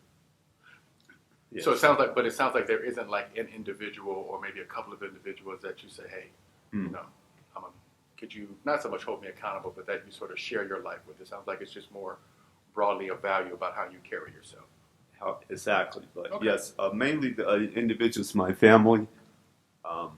They are the ones. When I have stressful days, sure. I try to stay open, verbalize, be open to them. Just be a good person. Right. That helps. Well, so I don't have any more questions. I'm just going to end up with a statement. I want to say, irregardless of what the board decides today, I want you to be encouraged. I'm encouraged by your story about sort of your path, about the values that you sort of hold, have internalized, and are living out. And in my opinion, when we look at a social justice model, you seem to be sort of a poster person for that, someone who has made choices early on in life and is walking a path out to be sort of a benefit to others. And so I want to thank you for that, and thank you again for coming today. Thank you for that. I don't have anything else.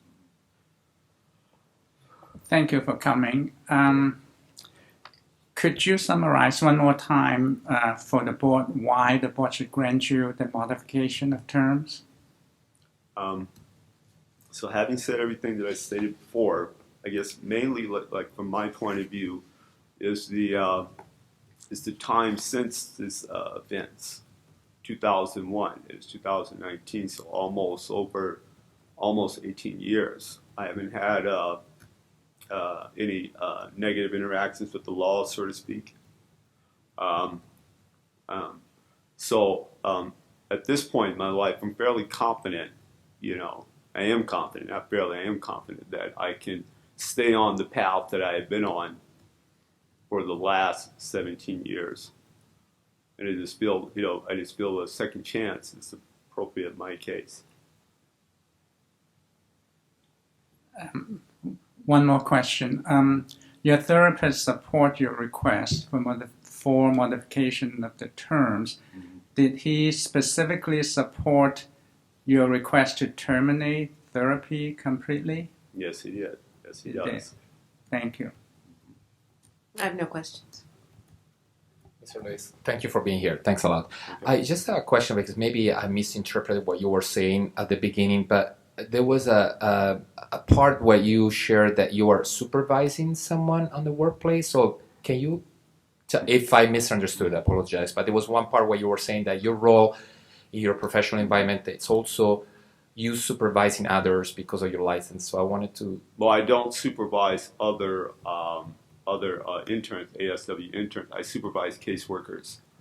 Okay. Can you tell us more about that? So my job is that we're a field-based company, field-based position. We visit our patients in the field. So I just kind of like organize their day-to-day duties as far as, you know, their visits or members that they're going to see. I help them as far as, you know, the different interventions that they would be using, you know, the stuff that they're going to actually work on with the member. It's a supportive role, organizing. It's an organizing role. So, sorry, would you define that? So it's not a clinical supervision. It's more like administrative. It's administrative. It's not necessarily clinical, but it can be, because the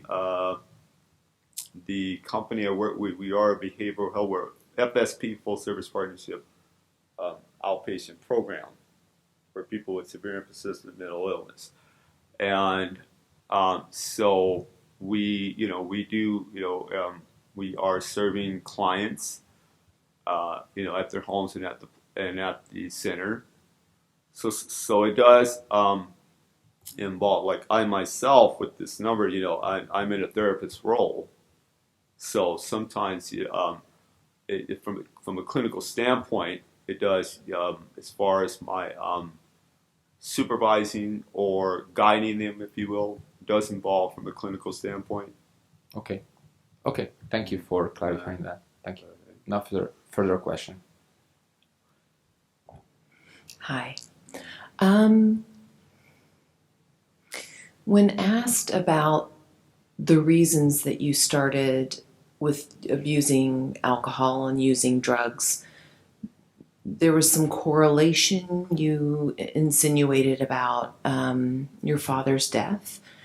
And then I think I heard you say that it was you got in with the wrong crowd, and for pleasure were reasons that sort of started that. What concerns me is I don't hear any insight about needing to escape from pain, because when you're healthy, you don't want to escape. You don't want to be messed up in your mind. You want to be clear. And I'm not hearing insight about that self-awareness.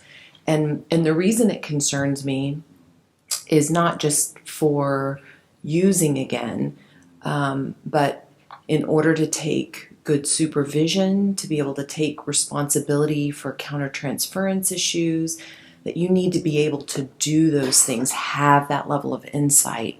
And I guess I'm looking for some of that. I'm wondering if you can reassure me. I'm not clear on the exactly the insight that you're saying that I'm lacking, that you're not hearing insight as to what? What might cause you to want to escape? You mean now or then? Then. I'm not asking what that insight is. I'm asking, do you have it? What caused me to escape then? Well, like I said, for me, use of alcohol and drugs started in high school. So it's kind of like recreational use, just for, to have fun back then. I'm not so sure, that I used it as self-medication purposes for emotional pain. You're not sure? If back then I did, used it for that. Oh. I think that because I first started using it for recreational purposes, and then the drug use got out of control, especially with the mood-altering effects of speed and cocaine, if you will. So your belief is that it was completely physiological, like there was a curiosity that started you there, and then the physiological piece took over, and that there's no deeper inner work that you need to do.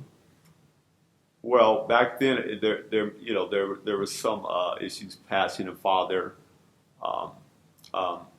mother and father splitting up, us moving from Los Angeles back to this area, to this county. But back then, I don't think I was deeply aware, like you're trying to say now. Sure. So that was part of the problem. Okay. Combined with the powerful stimulant effects of a drug like speed, there's this loss of control, loss of judgment, loss of awareness of that. Of course. Yeah. Do you continue to do personal growth work, not just managing your behaviors, but looking at yourself and understanding who you are. Like you had mentioned earlier, right now, one of the challenges for you is to make amends when you, I'll say, step on someone's toes. Okay. Right? At times. Are you, yeah, sure. Everybody has stuff to work on. Right. And so is that something that you're actively working on? Not just the making amends, but the reason why making amends is hard. In order to continue to become a better person. Yeah. And this other gentleman, he talked about who are the people that that I feel accountable to. That would be my mother. And like as far as becoming a better person, I definitely want to live up to the ideal of the person that she has for me. And I'm trying to discover what that ideal is on a daily basis. Okay. Thank you. Hi, I want to congratulate you of getting that certificate of rehabilitation. It's a really big deal. So Yes, it is. That's Yes, it wonderful. So I am curious. So your clean and sober dates, your sobriety day is in 2001. October 2001. Right. So and then your discipline, your probation, went on effect in 2015. Yeah. So there are like about 13 years in between, right? Mm-hmm. So I wonder, did you do any personal counseling during that time? Between what time? Between that 13 years, from the time of your sobriety day, to the time that the board require you to go on counseling. Mm-hmm. Well, so like when I graduated school in 2012, I actually didn't start to get into the field of substance abuse until 2011. That came by way of the prompting of one of my family members, my cousin, who's now a professional in the field as well, and happened to be one of the persons we used to be actively using with. But so I didn't get into the field until about 2011. But once I did, yes, started working with individuals, substance abuse counseling. So, in terms of counseling for yourself, psychotherapy for yourself, did you ever start that during that time? Oh, you mean before the board's requirement? Mm-hmm. Oh, yeah, I misunderstood your question. No, and a lot of people have asked me that. And they say, like, oh, well, how did you get sober? Well, for me, going to meetings is what kind of what worked for me. Right. There was, before I went in, before I got caught for the third time, if you will, I had just completed a 6 months program at the Salvation Army in this area. But, so, I didn't learn my lesson then. I did that act a third time. That's when I got sent in. But while I was when I got out, the Salvation Army emphasis is on going to meetings a lot, and that kind of instilled in me my foundation for recovery. So you've done a lot of the recovery work, for dealing with your substance use. Yeah. And so I guess that along the line with Dr. Bruce said, really it's about your personal insight about not just using substance as a way of coping, but having that understanding how it comes to that coping. And so that's kind of where we're looking at. And so and I also wanna another area. So if you haven't really done much individual counseling or psychotherapy before. I mean, for myself. For yourself. Actually seeking therapy for myself. No, right. I have not. So it looks like, you started with one therapist, and it seems like, you're going, pretty well, and, there are areas that started to open up the Pandora box, and it changed, that the therapist, got changed, and you move on to another one. So tell me a little bit more about that, why you make that decision. Now, which decision are you talking about? The decision of changing therapist. You mean, should you remove this requirement? No. What I meant, okay, so you previously were receiving services from Dr. Klebel. If I may, if we're going to talk about the psych evaluations or the... No, I'm not going to. Okay. No. I'm just talking about changing therapists. Oh, no, I'm not talking about that. Oh, no, Yes. I'm aware of that, yeah. And so, you were receiving, from I Dr. understand Klibble. your question. Well, the reason I changed him Yeah. because he was doing psychoanalysis. So that didn't work for me. It was like to sit on the couch and he would go behind me, and I tried that for like a month, and he would tell me, just start telling me whatever's on your mind, and you must kind of get the feeling from me now. I'm not a person, just to sit there and there's something on my mind. I mean, I understand what psychoanalysis is about. You're trying to reach, issues that have gone on in your past childhood and whatnot. But that particular modality just didn't work for me because I felt that I needed more face-to-face with this therapist, especially talking about the issue of how addiction is related to these particular offenses. All right. Thank you very much. I have no further question. Hi, thank you for being here. I'm debating whether I should ask you this or not, but we all want to know whether you're safe to practice. What makes you safe to practice?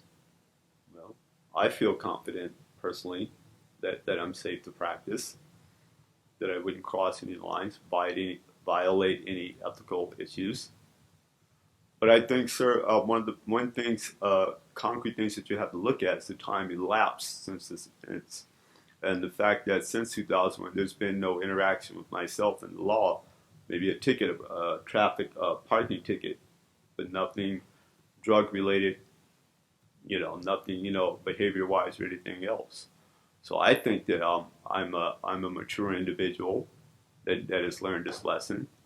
I think because of my past, these particular offenses, what I went through, the addiction, the addictive behavior, all before that, I think that is, that has still a certain degree of insight, on my life now as I, just on everyday life.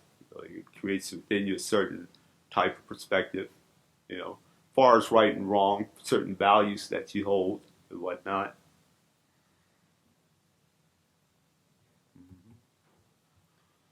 Okay, any follow-up questions? Okay, do you have anything else you want to add before we do closing argument? No. Okay, closing argument? Okay, then with that, the record will be closed on this case. And I just need a page count again. 30?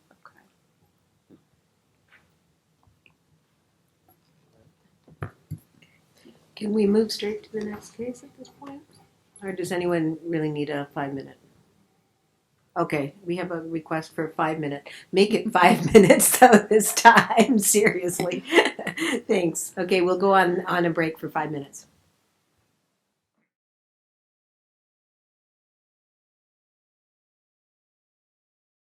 Okay, we are now back on the record. Thank you very much. It is now 10:59, and we are going to our next case. Thank you.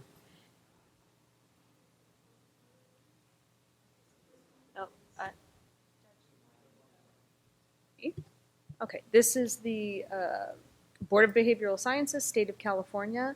This is Chelsea Janave. Okay, Salas.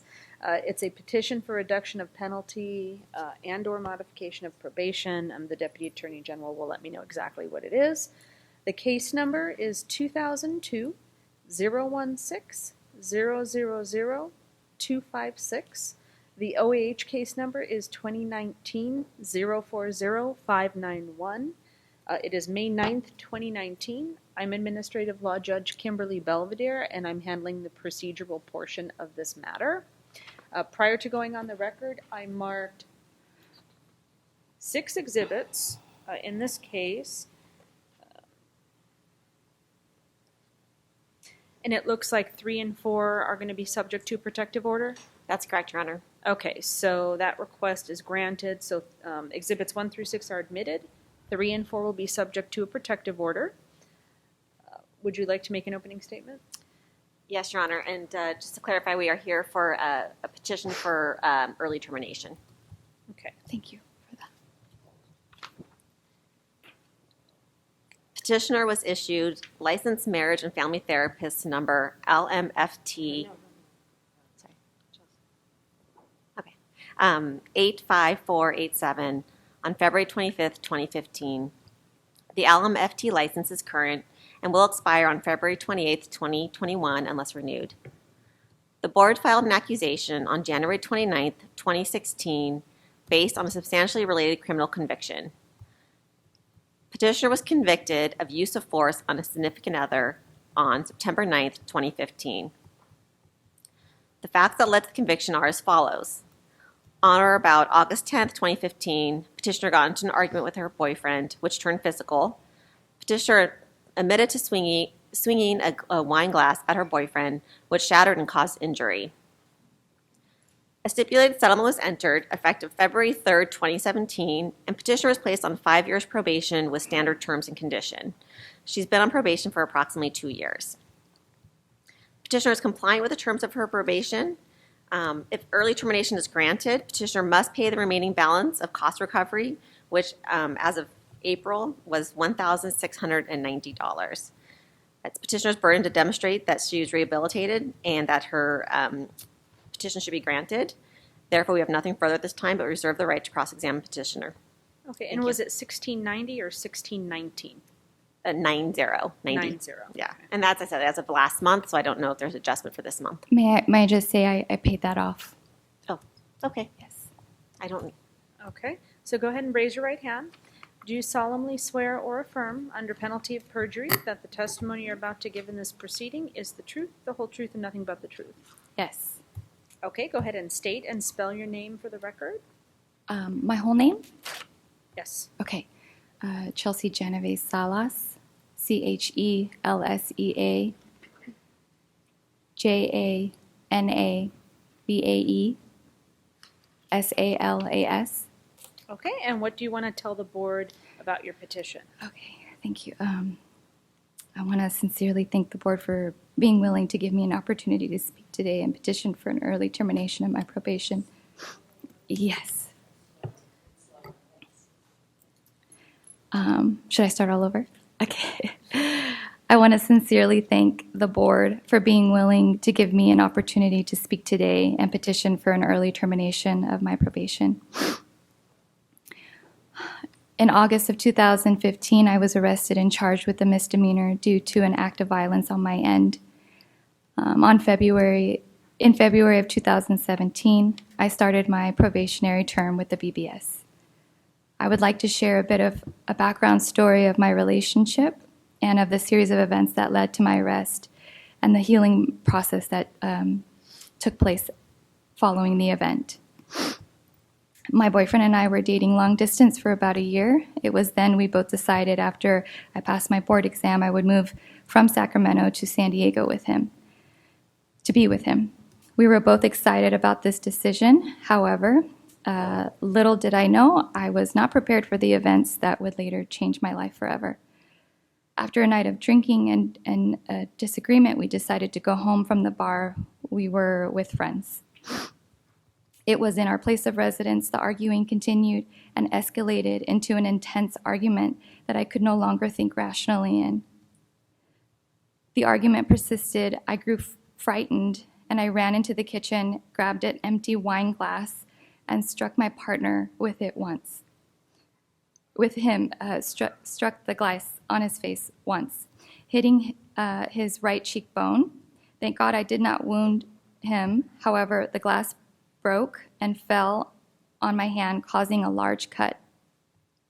I called 911, feeling panicked and unable to stop the bleeding, and it was then that I was arrested and later charged with a misdemeanor. My boyfriend did not press charges. I take full responsibility for my behavior and my act of violence. I was so intensely ashamed of myself and my awful act against someone I truly love. I was so shocked with my behavior and terrified of losing my license and a career I'd worked so hard to achieve. I take full after much work and reflection in my anger management classes and weekly individual psychotherapy sessions, I have come to understand things about myself I would have never learned had it not been for this probationary process. I have to honestly admit I was in denial about a lot of my internal insecurities, fear of abandonment, and childhood trauma, and lack of self-regulation skills. I had to take an honest look at myself and really take responsibility for my actions in my life.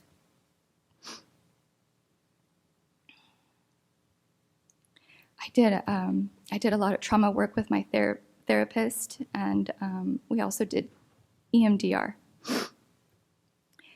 I had to truly learn how to not be a wounded healer. And I learned the hard way how crucial it is to truly work on myself in order for me to serve my clients to the best of my ability.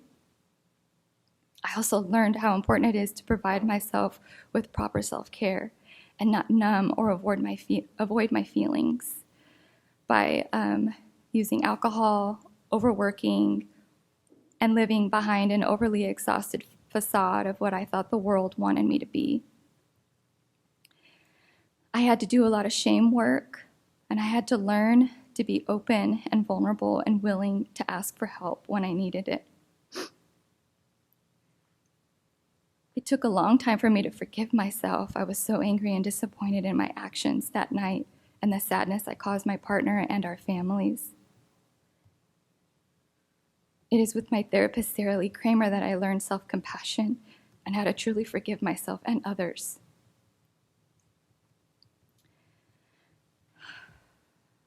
I was completely humbled and changed after this experience, and although I regret my actions, I am so grateful in many ways everything I've learned in this process. I feel like such a different person and such a different clinician. My compassion and empathy with clients and loved ones has grown exponentially due to this huge life experience and intense personal development. My boyfriend and I continued to work on our relationship and invested a lot of time and energy in our personal work as well as couples work and couples therapy. We learned how to have healthy conflict, self-regulate, and forgive. We eventually were in such a great place we got engaged. And had it not been for my fiance getting brain cancer and soon passing away from a stage 4 brain tumor, we would have made it to the altar August 18th, 2018. Everything I have experienced and learned,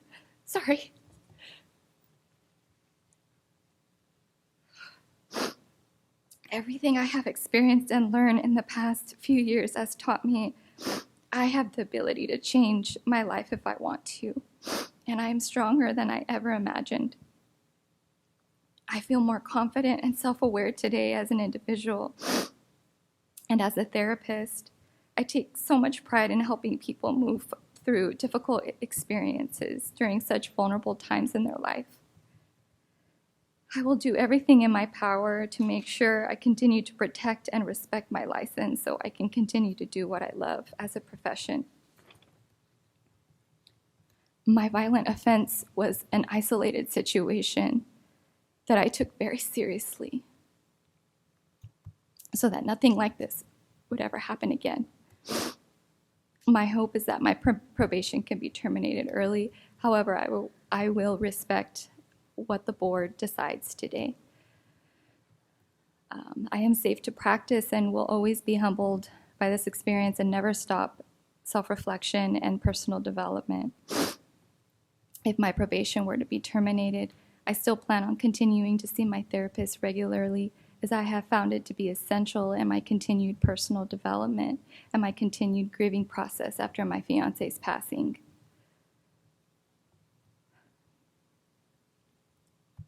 I just would very much appreciate the choice to see my therapist weekly, bi-weekly, or monthly, depending on whatever needs it is that I have at that time.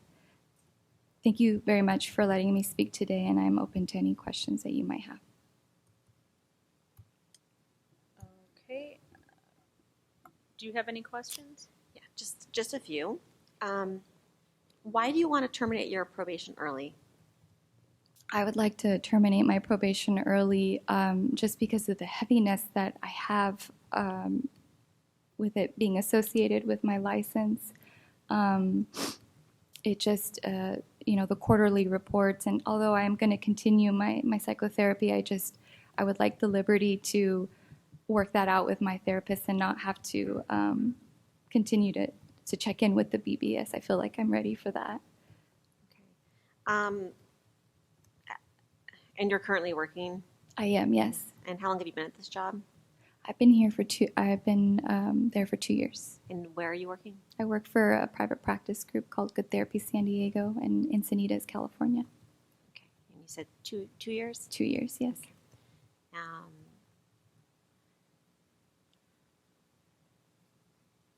And you will continue therapy on your own? Yes. And you have found it helpful? Very helpful, yes.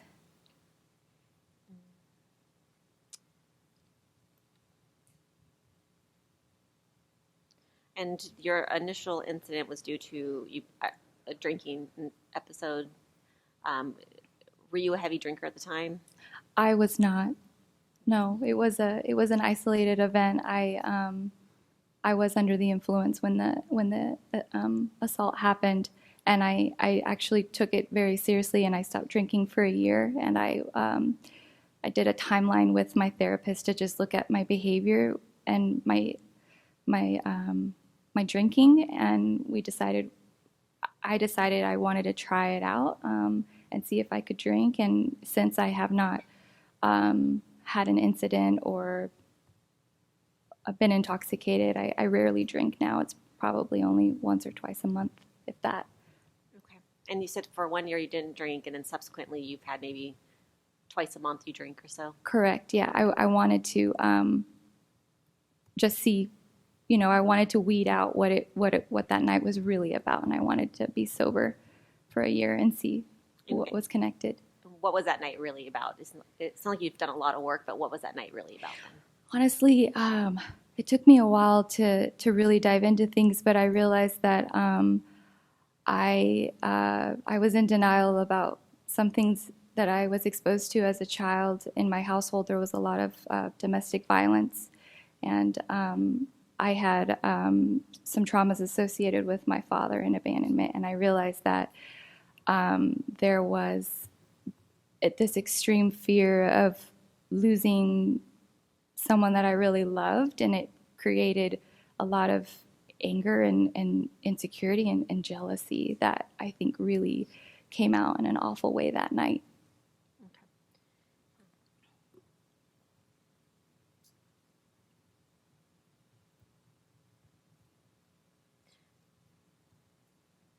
I have no further questions. Okay, I just had a clarification question. You were convicted in September 2015, right? I was arrested, yes. Okay, and it was only because I don't have everything at my fingertips. Yeah. It was a misdemeanor? It was. Okay, so you had summary probation? Yes. For 3 years? Correct. Okay, and you've completed your criminal probation? I have, Your Honor. Okay. If the board has any questions to my left this time? I have no questions. Thank you. So thanks for coming up and sharing your story, and very impressive. That from your argument to you overcome it, and and was planning to to go to the altar, and that's And I've seen that it sounds like you really did a lot of good work out of it. So my question is that you're in private practice. Correct. So explain a little bit, about your private practice, and because you said it's a group private practice, Correct. right? So so tell us a little bit more about your work. Meaning, what do I specialize in? Yes. Or, yeah. Yes. Okay. It's actually pretty interesting because through this journey, I just realized the importance of trauma work. It was something I'd been in therapy before, but I had never done intensive trauma work. And I just having my personal experience with it and realizing how much it benefited me. I got trained in EMDR, and I specialize in trauma work with my clients. So I have a personal story there, and it created a different passion for me too in helping people. I'm sure that, you can actually use yourself as an example, to really, give clients a vision that, you can overcome the trauma. Yeah, I mean, I try to be thoughtful, right, in how I share things, because I don't want to take the focus off of them, but I want them to feel seen. And if it's one thing that I've learned in my trauma work is that I had a lot of shame around things. And so when I can share little bits and pieces about my journey, I can see them really sort of, I don't know, opening up to allow that vulnerable work to happen. Wonderful. So if you have to pick an area that you continue to work on yourself, Yeah. so what would that be? I think it would be asking for help. And Superwoman syndrome, right? most definitely, I realized that things definitely were put to the test when my fiance passed away in July of last year. I mean, there were times where I had to ask my therapist if I could see her twice in a week, and that would not have been me in the past, But I'm so grateful that I am okay doing that, because I realize how much it benefits me and also the work that I do with my clients. Because if I'm not well, how can I help my clients from a genuine place? So do you have any, say, like group consultation in your private practice? Things that you can, kind of like a mechanism that really can help support, you do, your private practice. Yes. Yeah. So the woman that I work for, I've actually shared all of this with her. She's very kind. And we have monthly group supervisions with the other therapists, and the other therapists know about just, the things that I've been through. They share things about their life too. And yeah, we gather and we discuss cases, and we also talk about countertransference and different personal struggles as well. Yeah. Thank you very much. Thank you. I wanted to give you my condolences Thank about you. your loss, and I also wanted to echo your path and your growth, and that's it. I just wanted to Thank you comment so on much. that. Mhm. Here, actually, no questions. It doesn't even work. No questions, but thank you for being here. Thanks a lot. Thank you. And thank you for coming in. I have no questions. Thank you. Thank you for coming in. My condolences also. Thank you. Thank you for coming, and I will echo my condolences. I just have one question. So I'm wondering, Yes. it's not uncommon for people who grow up in homes where there's a tremendous amount of violence to sort of not develop tools to be able to, one, recognize when they're getting angry or even mildly agitated and things of that nature. So I'm wondering sort of just what are some tools you have in your toolbox in your personal life that you use, when you're in bumper-to-bumper traffic or somebody at Safeway bumps your cart and just keeps it moving. I mean, just kind of when life happens. What are some tools you use?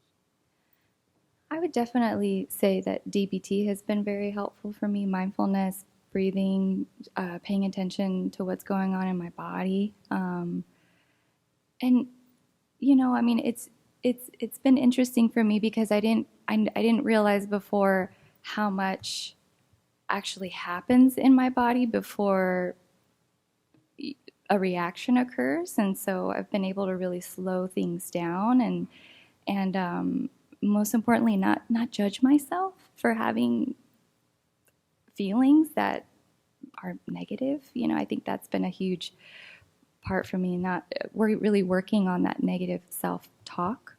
I practice yoga, I run, and I have a strong faith that I use a lot in my life as well. And I practice a lot of just surrender. I can't control everything. I have to just let things go. It's easier said than done, but still a work in progress. But I definitely feel like I'm able to manage frustrations in a really different way. Great, thank you. Keep up the great work. You appear to be a tremendous asset to the field, and so I think your clients will greatly benefit from your transparency when it's appropriate. Thank you so much. Great, thank you. I don't have any questions, but I want to express my condolences as well. But Thank you. please continue your treatment, and really proud of you. Thank you. I don't have any questions either, but obviously I echo the condolences. And I just wanted to tell you, I think the work that you do is very important, and I'm glad that you're doing that. Oh, thank you very much. Thanks for coming in. Yeah, thank you. Okay, any follow-up questions? No, Your Honor. Okay, do you have any closing comments you'd like to make? I just want to thank you guys so much. I was really nervous about today, but I just said, I'm just going to be myself and see where things go. So thank you for giving me this opportunity. I appreciate it. Okay, and any closing argument? No, Your Honor. Okay, then with that, we will be off the record, and I just need a page count for this one.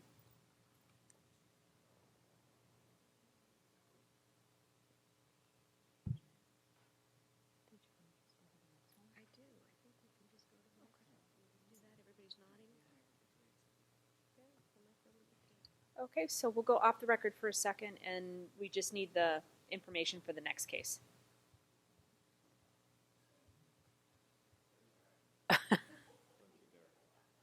What happened? Oh.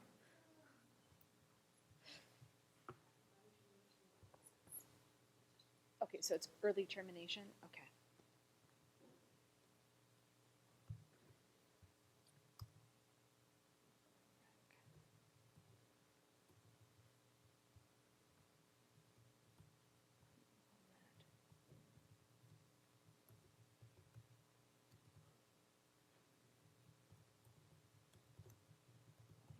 Termination. Okay. Oh, you weren't kidding. That was a lot shorter. One never knows. That is true. Okay.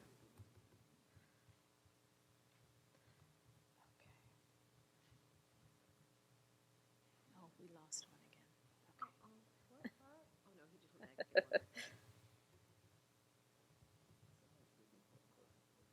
You smell. That smells good. I know.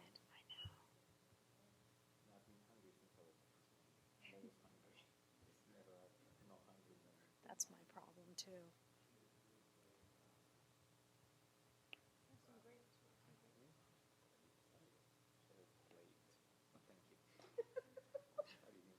Grapes with steak on the side. Okay.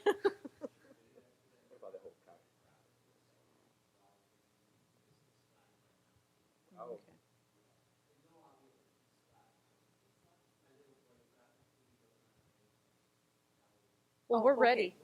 Yeah, we're ready. Yep, back. We're back. Thank you, Caesar. Okay. Okay, so now we have the next case. Court reporter, you are ready, right? Okay, so we'll be on the record in the matter of, you said it was a petition for early termination. Okay, and this is it Barak? Barak. Okay, Barak Mohammed Sharif. It's before the Board of Behavioral Sciences, State of California. The case number is 2002-016-000-436. The OAH case number is 2019-040-634. It is May 9th, 2019. I'm Administrative Law Judge Kimberly Belvedere. May I have the appearance of parties beginning with the Deputy Attorney General. Molly Selway, Deputy Attorney General, appearing on behalf of the people of the State of California, pursuant to Business and Professions Code Section 2760.1 and Government Code Section 11522. Okay, and if you could identify yourself, sir? Yes, my name is Barak Sharif, Barak Mohammed Sharif. My name is spelled B as in boy, A-R-E-K, M-O-H-A-M-A-D, S-H-A-R-I-F. Okay, you were paying attention, so I don't have to ask that now.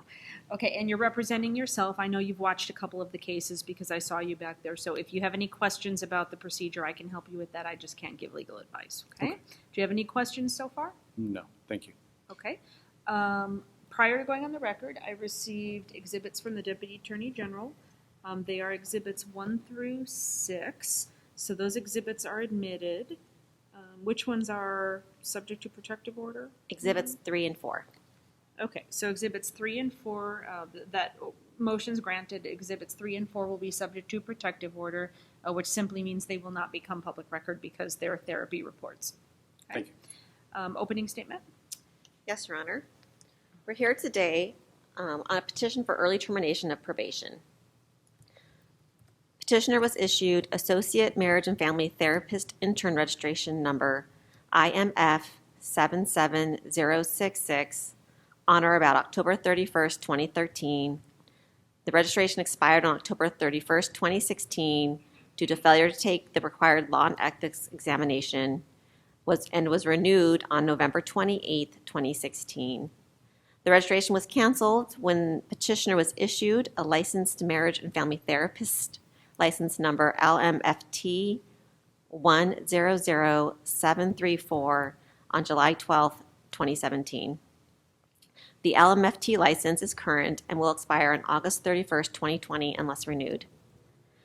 The board filed an accusation on April 7th, 2016 based on a substantially related criminal conviction. Petitioner was convicted of a DUI on August 26, 2014. The facts of the convictions are as follows. On or about March 29, 2014, petitioner was involved in a traffic accident while under the influence of alcohol. Petitioner had a BAC of .21. A stipulated settlement was entered effective February 3, 2017, and petitioner was placed on probation for 3 years with alcohol and drug terms. Petitioner is fully complying with all terms of his probation. It is petitioner's burden to demonstrate that he is rehabilitated and safe to practice and that his petition should be granted. Therefore, we have nothing further at this time, but reserve the right to cross-examine petitioner. Thank you. Okay, sir, raise your right hand. Yes.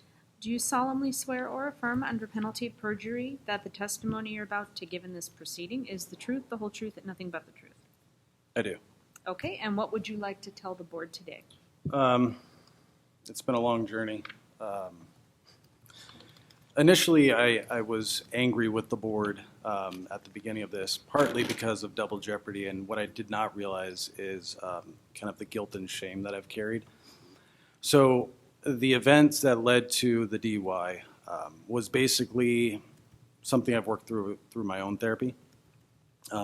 Is my father was never really around throughout my childhood, working through abandonment, rejection, and ultimately kind of experiencing that through my marriage. My wife was pregnant with our second child, and it was a really difficult pregnancy during that time. A lot of anger, a lot of bitterness experienced on my end from my wife, and a lot of rejection. So I went to a barbecue to quote unquote let off some steam, got inebriated, got behind the wheel, and got into a car accident involving basically myself, and it required 2 surgeries on my leg. I had to basically have a halo on my leg for the swelling to go down, and then about 2 weeks later had to have a steel plate put in my leg, which remains there today. Part of what is really the shame of that experience is that after the first surgery, getting out of the hospital, within a few hours of getting home, my wife went into labor with our second child. And wife getting out of the hospital, and ultimately my wife having to take care of now 3 children, myself, my oldest at that time was 5, and now my newborn baby boy. When the board took action against me, again, it was angry, but in part me not wanting to take a look at myself and some of the things, the challenges that I've had to face within my own family of origin issues. It's kind of funny how things turn out to be a blessing in disguise. With my own psychotherapy, coming to realize that, number one, I've struggled with depression on and off throughout pretty much since my adolescence. I did not know that or have that insight. Working in this field, you think people think that you just have all of a sudden this magical tool for you to see all the things that you help other people to see. But I think when you're in the forest, you can't see the forest from the trees. And that was kind of my experience in psychotherapy with my therapist. I think helped me to do that, continues to help me to do that. Now, is my marriage perfect? No, I don't think any marriage is perfect. I've been married, it'll be 14 years October. But I feel that we have kind of the closest relationship we've ever had because of the experience. Not necessarily that experience, but kind of the benefits of my own therapy, but also the honesty we've been able to have, and some of the things, the bitterness, the resentment I had towards my wife that I know she didn't intend to, but nonetheless were still present in my life. And here we are today.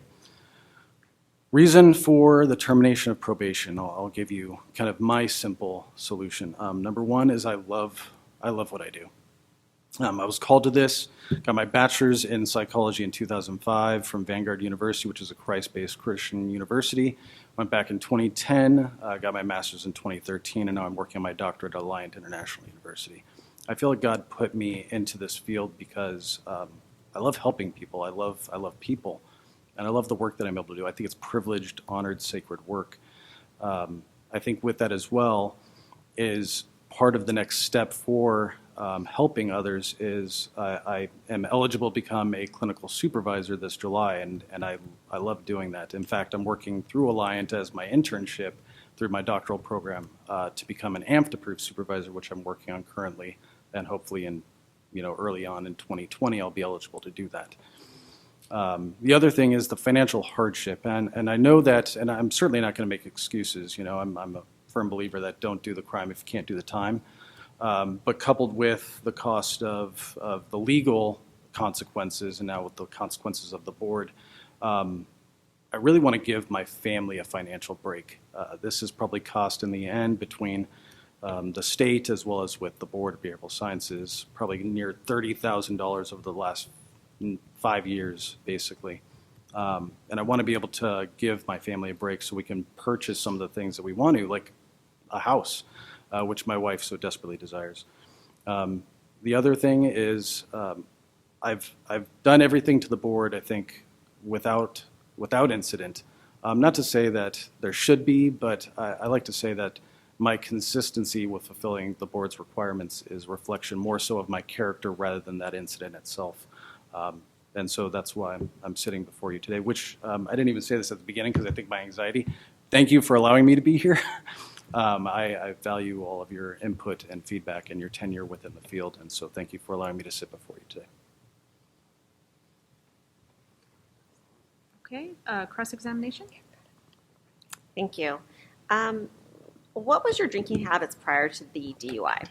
So prior to the DUI, I would drink maybe twice a week, usually like a glass of wine with my wife.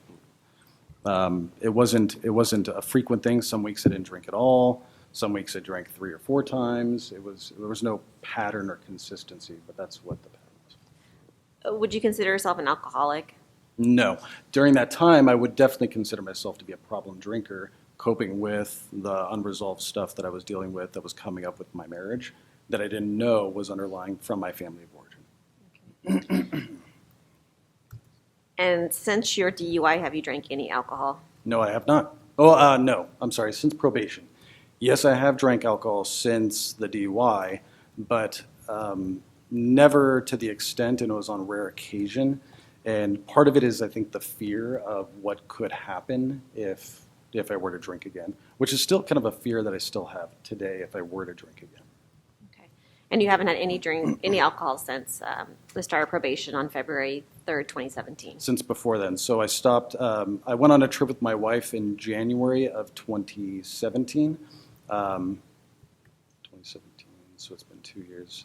When did probation start, 2017? February 3rd, 2017. Yeah. So in January of 2017, I went to Temecula with my wife for a wine tasting thing. She wanted to take me for the last time I could have a glass of wine with her. So we went wine tasting. That was the last time I drank. That was the beginning of January of 2017. Okay. I feel like you've mentioned that therapy's been helpful. Mm-hmm. If probation is terminated, would you continue on with therapy? Absolutely. Would you continue on the same regularity? Probably not, because I feel like we're kind of just bleeding into repetitive things. But would I meet with him it's kind of a bi-weekly thing is what we've discussed. If this were, yeah. Okay. Or bi-monthly. And then you also mentioned you have an opportunity to become a supervisor in July of this year, correct? Correct. If probation is continued, I'm sorry, ignore that. I believe you only have approximately about another year of probation, a little less than a year. Yes, okay. Other than the expense and the need to supervise, are there any other issues you have with probation? My biggest issue is just, I think it's normal human behavior to not be controlled or be told what to do. And I think that part of the motivation and the benefit of doing some of the things that the board has requested of me, the illusion of my ability to make that choice on my own rather than be forced by the board, I think would help to, I don't know, just give me a peace of mind. But other than that, no. Which is why, in addition to that, is I'm not coming here having the expectation of being terminated. Would I prefer that? I think everyone comes here with the preference of that. But since my time is up February 3rd, I was talking to Kim about it, that I'm kind of at a place of acceptance and peace, regardless of the board's decision. Okay. And you haven't attended the AA meetings as well? Yes. Do you find twice a those week. helpful? I don't identify as an alcoholic. I go because I have to. Do I think it is beneficial? Yes. I think even my clients say, you know, if you can just get one thing out of a meeting, then that's beneficial. And even here, hearing all the different stories, and while there's a similar theme in terms of like emotional avoidance, myself included, I think the theme of hearing other people's stories and how bad alcohol and addiction and other things can get, yes, I think that is absolutely a deterrent, as well as a realization that, you know, my life didn't get as bad as it could have been. And I'm grateful for that. Okay. No further questions. Have you finished your criminal probation? Yes, I have. I finished that, I think, it was a 9-month program, which I started in September of 2014. I think I finished it around spring of 2015. Well, no, that sounds like it was a class. Have Oh, you yes. finished your 3-year? Yes, I did. Okay, when did that terminate? So I believe that was the summer of 2017, because it was a 3-year informal probation. Okay. Where am I, left or right? Okay, forget it. 4th case on my right. Okay, any questions? Christine Whittlesbach, public member. I just had a question about something you said at the very beginning of your opening statement, something about, I won't have this exactly right, but when you got put on probation, you were a little bit angry with the board, and part of that was because of double jeopardy. Yeah. So I'm not quite understanding what you mean by that, if you could just explain that. Well, in my mind, through the state, I'd already paid, you know, whatever financial as well as the cost of time to have to go to the DUI courses, and then getting hit for the same charge with the board. So in my mind, it felt like it was kind of like another double slam for the same charge. That's all I meant. Gotcha. So just to follow up with that, then what is your understanding of the purpose of probation? Well, my understanding is to make sure that I don't cause harm to other individuals, the public, because I'm helping people, and I don't want to cause more damage to people than they do when they come to therapy from the get-go. So making sure that I can actually help individuals, and that I don't abandon them, that I don't show up inebriated, that I don't do anything that is reckless that would cause damage to those individuals or really anyone in the public. That's my understanding. Yes, correct. Okay, all right, thank you. Yeah. I just had one question. Yeah. So you have some physical injuries from the accident. Correct. And a metal plate. Does that currently cause pain, or did you drink alcohol to relieve any pain? Oh, no. The injury was because of the alcohol, the DUI itself. Does it cause pain? It's more discomfort, like when it rains, you know, anything you read and like the stereotypical stuff. So it gets stiff sometimes, but it doesn't really cause like significant pain during the day or anything like that. Okay. No further questions. Thank you. Good morning. Thank Good you morning. for coming in. I have a couple of questions. Could you be a little bit more specific? You mentioned that when you were going through this difficult patch in your relationship, which anybody in a relationship, we all go through those. You said there were times you drank once a week, times you drank 3 or 4 or 5 times a week. Could you be more specific about sort of what that pattern looked like and how long it had been going on? Sure. I would definitely say that when conflict existed within my marriage, is I drank more frequently. Now, whether it was heavier, I wouldn't say it was like I drank a fifth one time and then, it wasn't anything like that. I never drank bottles of booze.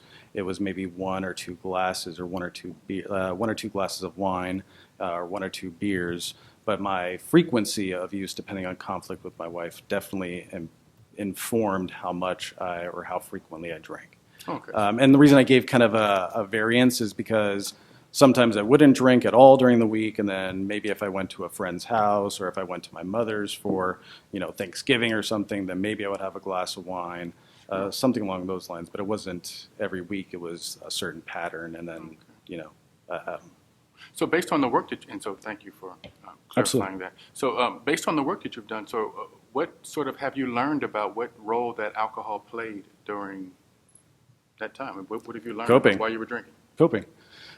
Coping with a couple things. Number one is the lack of insight to depression that I had. And so when there was conflict with my wife, that would exacerbate my depression. And without necessarily knowing, I work in the field of substance abuse, and I firmly believe that many individuals are their own psychiatrist. They're prescribing their own medication through substances. In some ways, I was absolutely doing that. But also I was addressing things that through alcohol that I didn't know existed to the extent, which was the abandonment and rejection I experienced from my father that was now manifest in the flesh of my wife, which was the last person I ever expected that to show up with. Okay. No, that's very insightful. Thank you. When did you start drinking, just developmentally? When did you start? High school, college?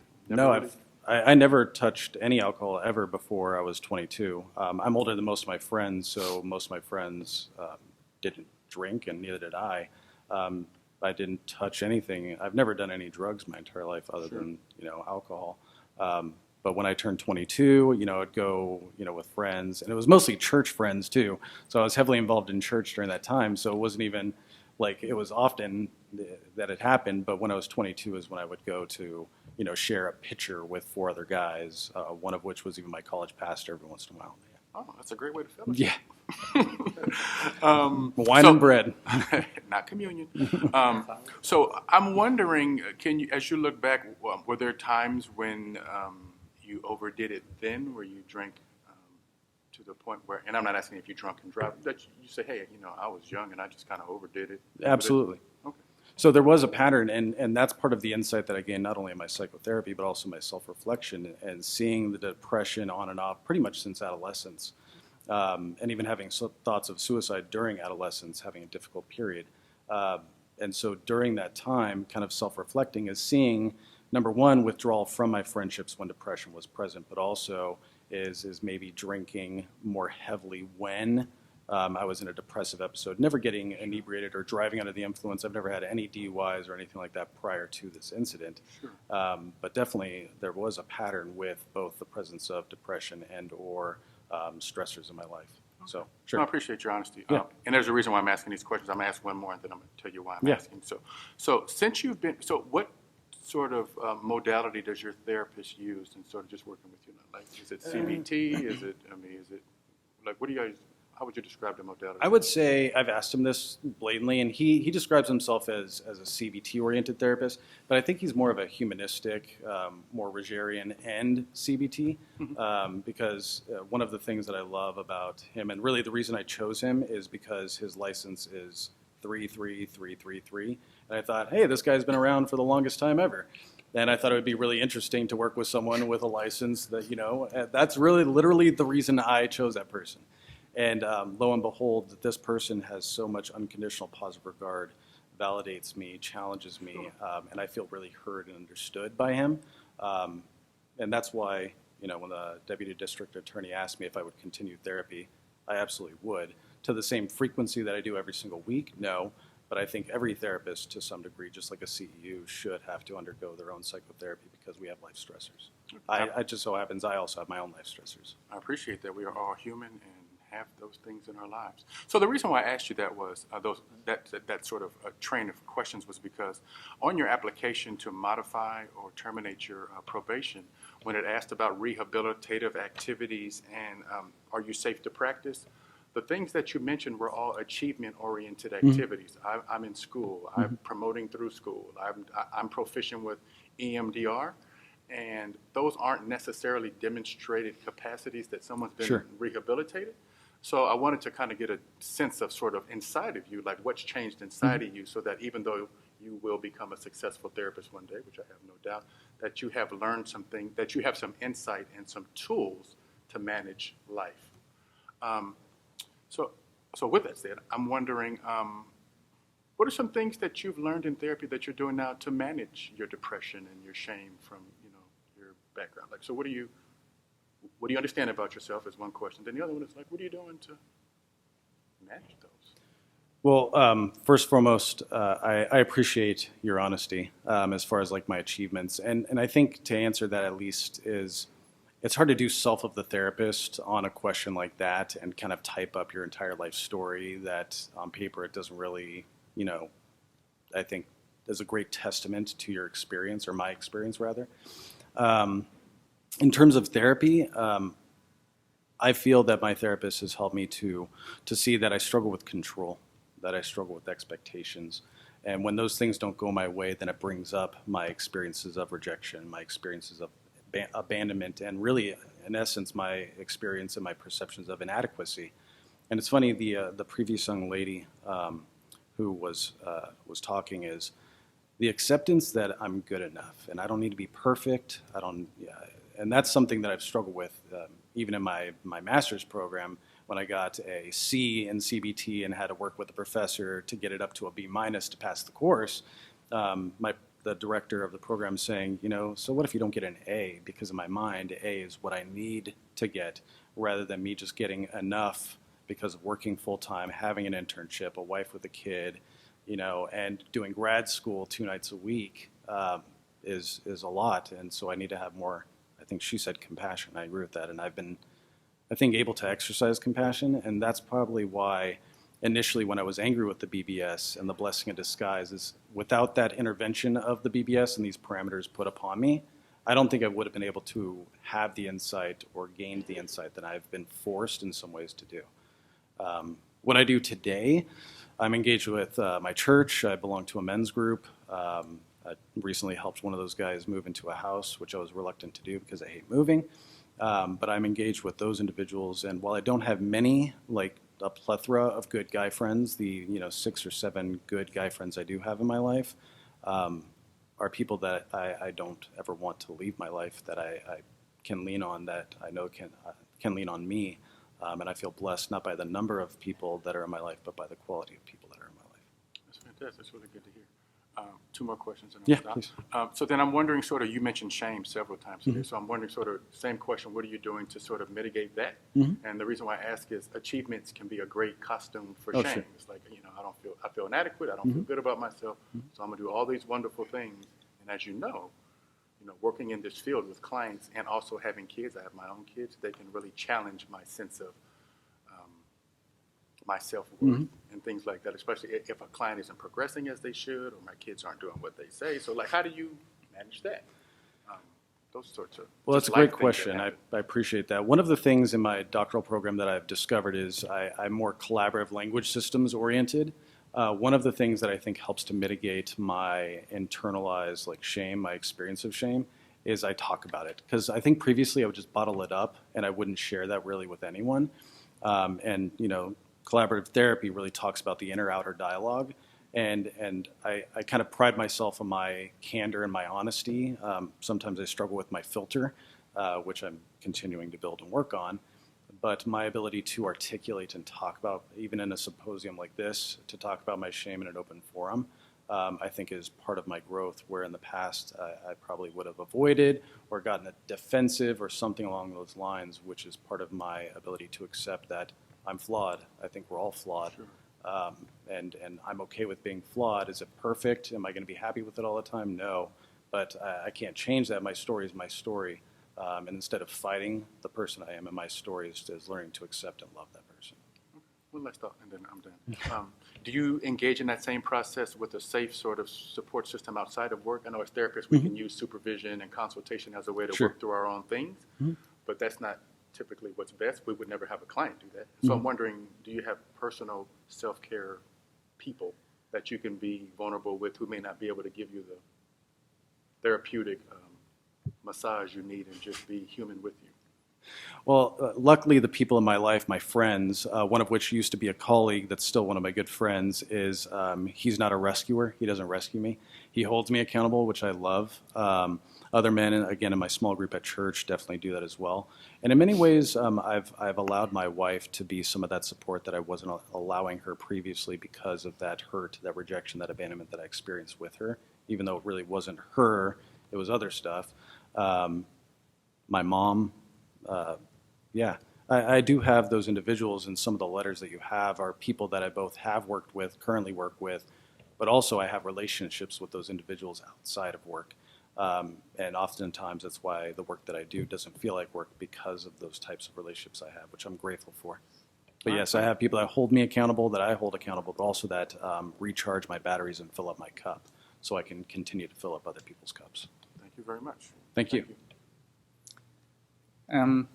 Still good morning. Good morning. Thanks for sharing. I just have a couple of questions. If you're off probation, do you intend to drink? I expected you to ask that question because you asked it earlier. And the best way I can answer is I don't know. Okay. And the reason I say I don't know is a question that I constantly am asking myself is, do I want to drink? And really, if I'm going to answer honestly, I don't. But my desire to drink has not so much to do with a desire to drink as much as my desire to have the option to drink, control, which is all an illusion. And I understand that the illusion of control is something that I create. But it's more or less like, will I? I have no idea. Do I plan on it? I can say this honestly, as I don't plan on drinking, but I can't promise or say without, with 100% certainty that I will never. The reason why I ask this question is because you also identify yourself as non-alcoholic. So what I'm trying to get at is, if the same situation arises, that is, you're a little depressed, you have some conflict with your wife again, what are you going to do? What kind of safeguards, this time around that, will not get you into trouble? Sure. I think that's a fair question, and thank you for asking that. I would say what I've done for the last 2 years, which is utilize the people that I've created relationships with, exercise, my therapy, prayer, engaging with the church, the relationships I have through church. I think all of those things and more. I'm an outdoorsman. I like to woodwork. I got that from my grandfather and my uncle. So those things I've used as resources and coping mechanisms. So when something is absent in your life, you don't necessarily appreciate or learn or see the other ways that are available to deal with those problems. Not to mention, I don't think I'm at all the same person, even in 2014 when the DUI happened, that I once was, both before BBS intervention as well as after BBS intervention. Thank you. Thank you. And thank you for coming in. I have no questions. No question as well. Just sometimes we feel the anger towards the BBS, even though it's us. We'll do it to ourselves. It's self-inflicted. A lot of things. There is actually one perhaps minor question. It has to do with something you said at the very beginning. So forgive me if I don't mean to quote you on that, but you did, going back to the drinking. You did say that you have self-defined yourself as an alcoholic at that time, and so I was interested on that. Because obviously, as yourself being a counselor on recovery, as you know, sometimes when people self-evaluate that as being self-alcoholics, then they stay like that for the rest of their life. In terms of, so I was wondering if you could, perhaps, maybe I didn't grasp that correctly, but if you can elaborate a little bit about that, what you really meant in relation to that. Thank you. The phrase that I used was problem drinker, and I think because I think that what differentiates the alcoholic from the problem drinker is more circumstantial. The alcoholic, no matter the consequence, no matter what's going on in their life, as soon as they pick up a drug or an alcohol, it's off to the races. So if the way I look at it is, if I was an alcoholic, is I wouldn't have missed any, or I would have missed many of my tests, or I would have popped positive with ETOS or ETG. None of my results have shown any of that. But in addition to that, and that's beside the scientific stuff, I'm not making excuses, is besides that period of my life that was going through some difficulties and challenges, alcohol was never like as pervasive as a problem as it was during that period. Not to mention, I think, the insight that I have based on my depression and the different ways that I've been able to cope since having that insight and the work that I've done with my own psychotherapist. Again, I don't identify that any of periods of my life were alcoholic, but there were definitely problem drinking periods, especially during that time with my marriage with my wife. Okay, I appreciate that. Yeah. I think that I misinterpreted that, Oh, no, it's that okay. part. Okay, Yeah. thank you. Hi, I have a weird request. Sure. Tell me about a time in the last 3 to 6 months where you allowed yourself to experience a negative feeling in the presence of another person. I would say last week. That negative feeling was not being good enough when, so I work in treatment and we have program managers. One of those program managers had spoken to me about me taking on one of those roles. Actually, the clinical director asked me to take on one of those roles because someone's leaving the organization.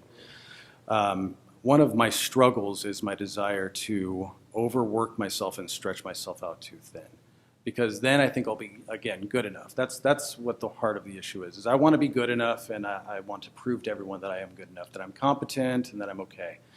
And I was having a dialogue with her because I was struggling. I said, I just don't know, with now I'm not doing coursework and I'm able to work on my dissertation, I just don't know if adding something else that's more of a stressor and time related, that's something I need to do. And I was definitely struggling with, and I shared with her, I was like, I'm struggling with not feeling like good enough, or that I'm letting you down. And we were able to talk about it, but ultimately I had set a boundary saying I just would like to remove my name from this opportunity that is presenting itself, because I just don't think, number one, I'm going to be effective to you, and number two, it's not going to fit in line with my goal, which is ultimately to complete my dissertation. And that's kind of my, like, the most important thing, not to mention my family, and that takes priority. The dissertation family stuff takes priority over anything else. And so I set that boundary, and I said, I can't do this right now. Okay. So you're telling me how you talked about a feeling. Did you express emotionality in that, or other examples do you have? Expressed emotionality in crying, what way? Anger? No, it was anxiousness for sure because of what was coming up for me. Last time I cried probably was in church last week, during a worship part. So that was the time I cried, which I often cry during church when we're worshiping. But that's just my stuff. Okay, thank you. Yeah. Thanks for coming up here. Thank you. And it is still good morning. It is. So 2 minutes. Yeah, 2 more minutes. So it looks like, in the last couple years, when you're on probation, you really have a lot of stress in your life, and when did you start the doctoral program? I started in August of 2015. Oh, so it's been going on for a while before you put on probation. So, so what would you say that, what are the stressors in your life now? Well, being a father, trying to be a good enough father, being a husband, being a loving, caring, attentive husband. Work is definitely a stressor. School is a stressor.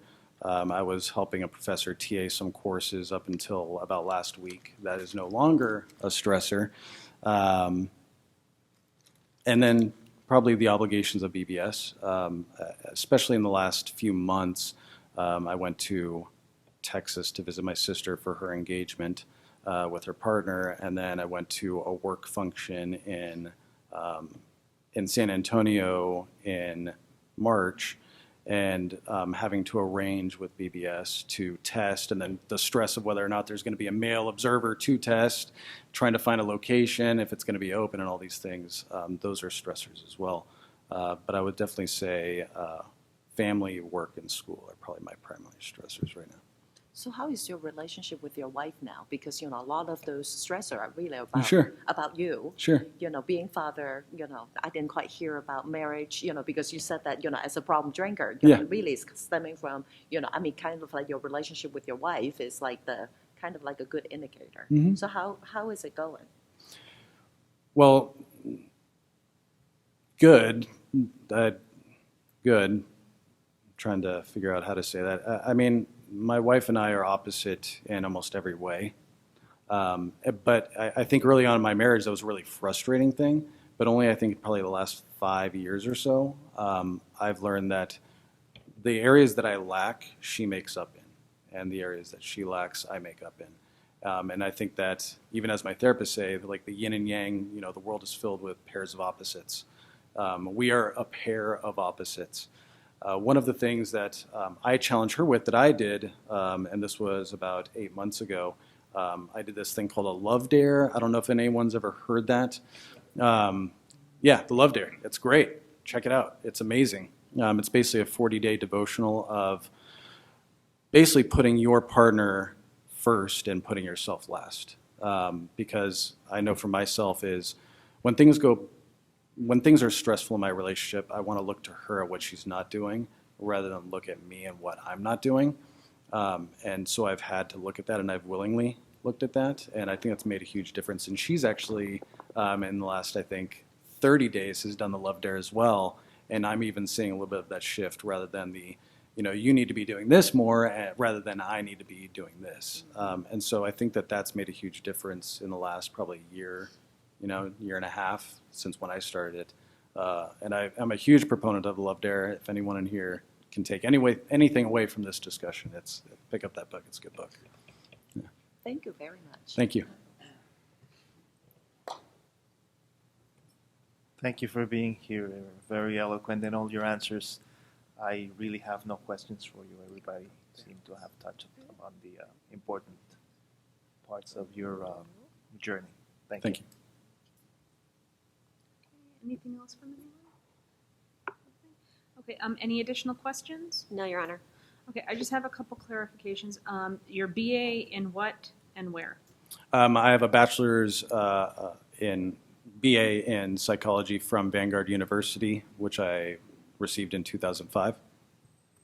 Spell the university. VANGUARD. VANGARE? VANGUARD. Vanguard. Or GAU. Vanguard. Yeah, Okay. Vanguard University. Okay, and then your master's is same thing, what, where? My master's is in clinical psychology, Master's of Science from Vanguard University, received in 2013. 2013, I thought you said 2010, 2013? No, that's when I started the program. I got my master's in 2013. 2013. Okay. Do you have anything else you'd like to add before we do closing arguments? No, I'm grateful for the questions that you asked, and I'm grateful for this opportunity. And again, regardless of the board's decision, I think everyone can agree, both the individuals before me as well as myself, that while this experience is challenging and difficulty and arduous, I understand the purpose, but it's funny how the purpose actually turns out to be a more purposeful experience rather than just a purpose-filled experience. So thank you for that. Closing argument? No, Your Honor. Okay, and with that, we will be off the record, and I just need a page count.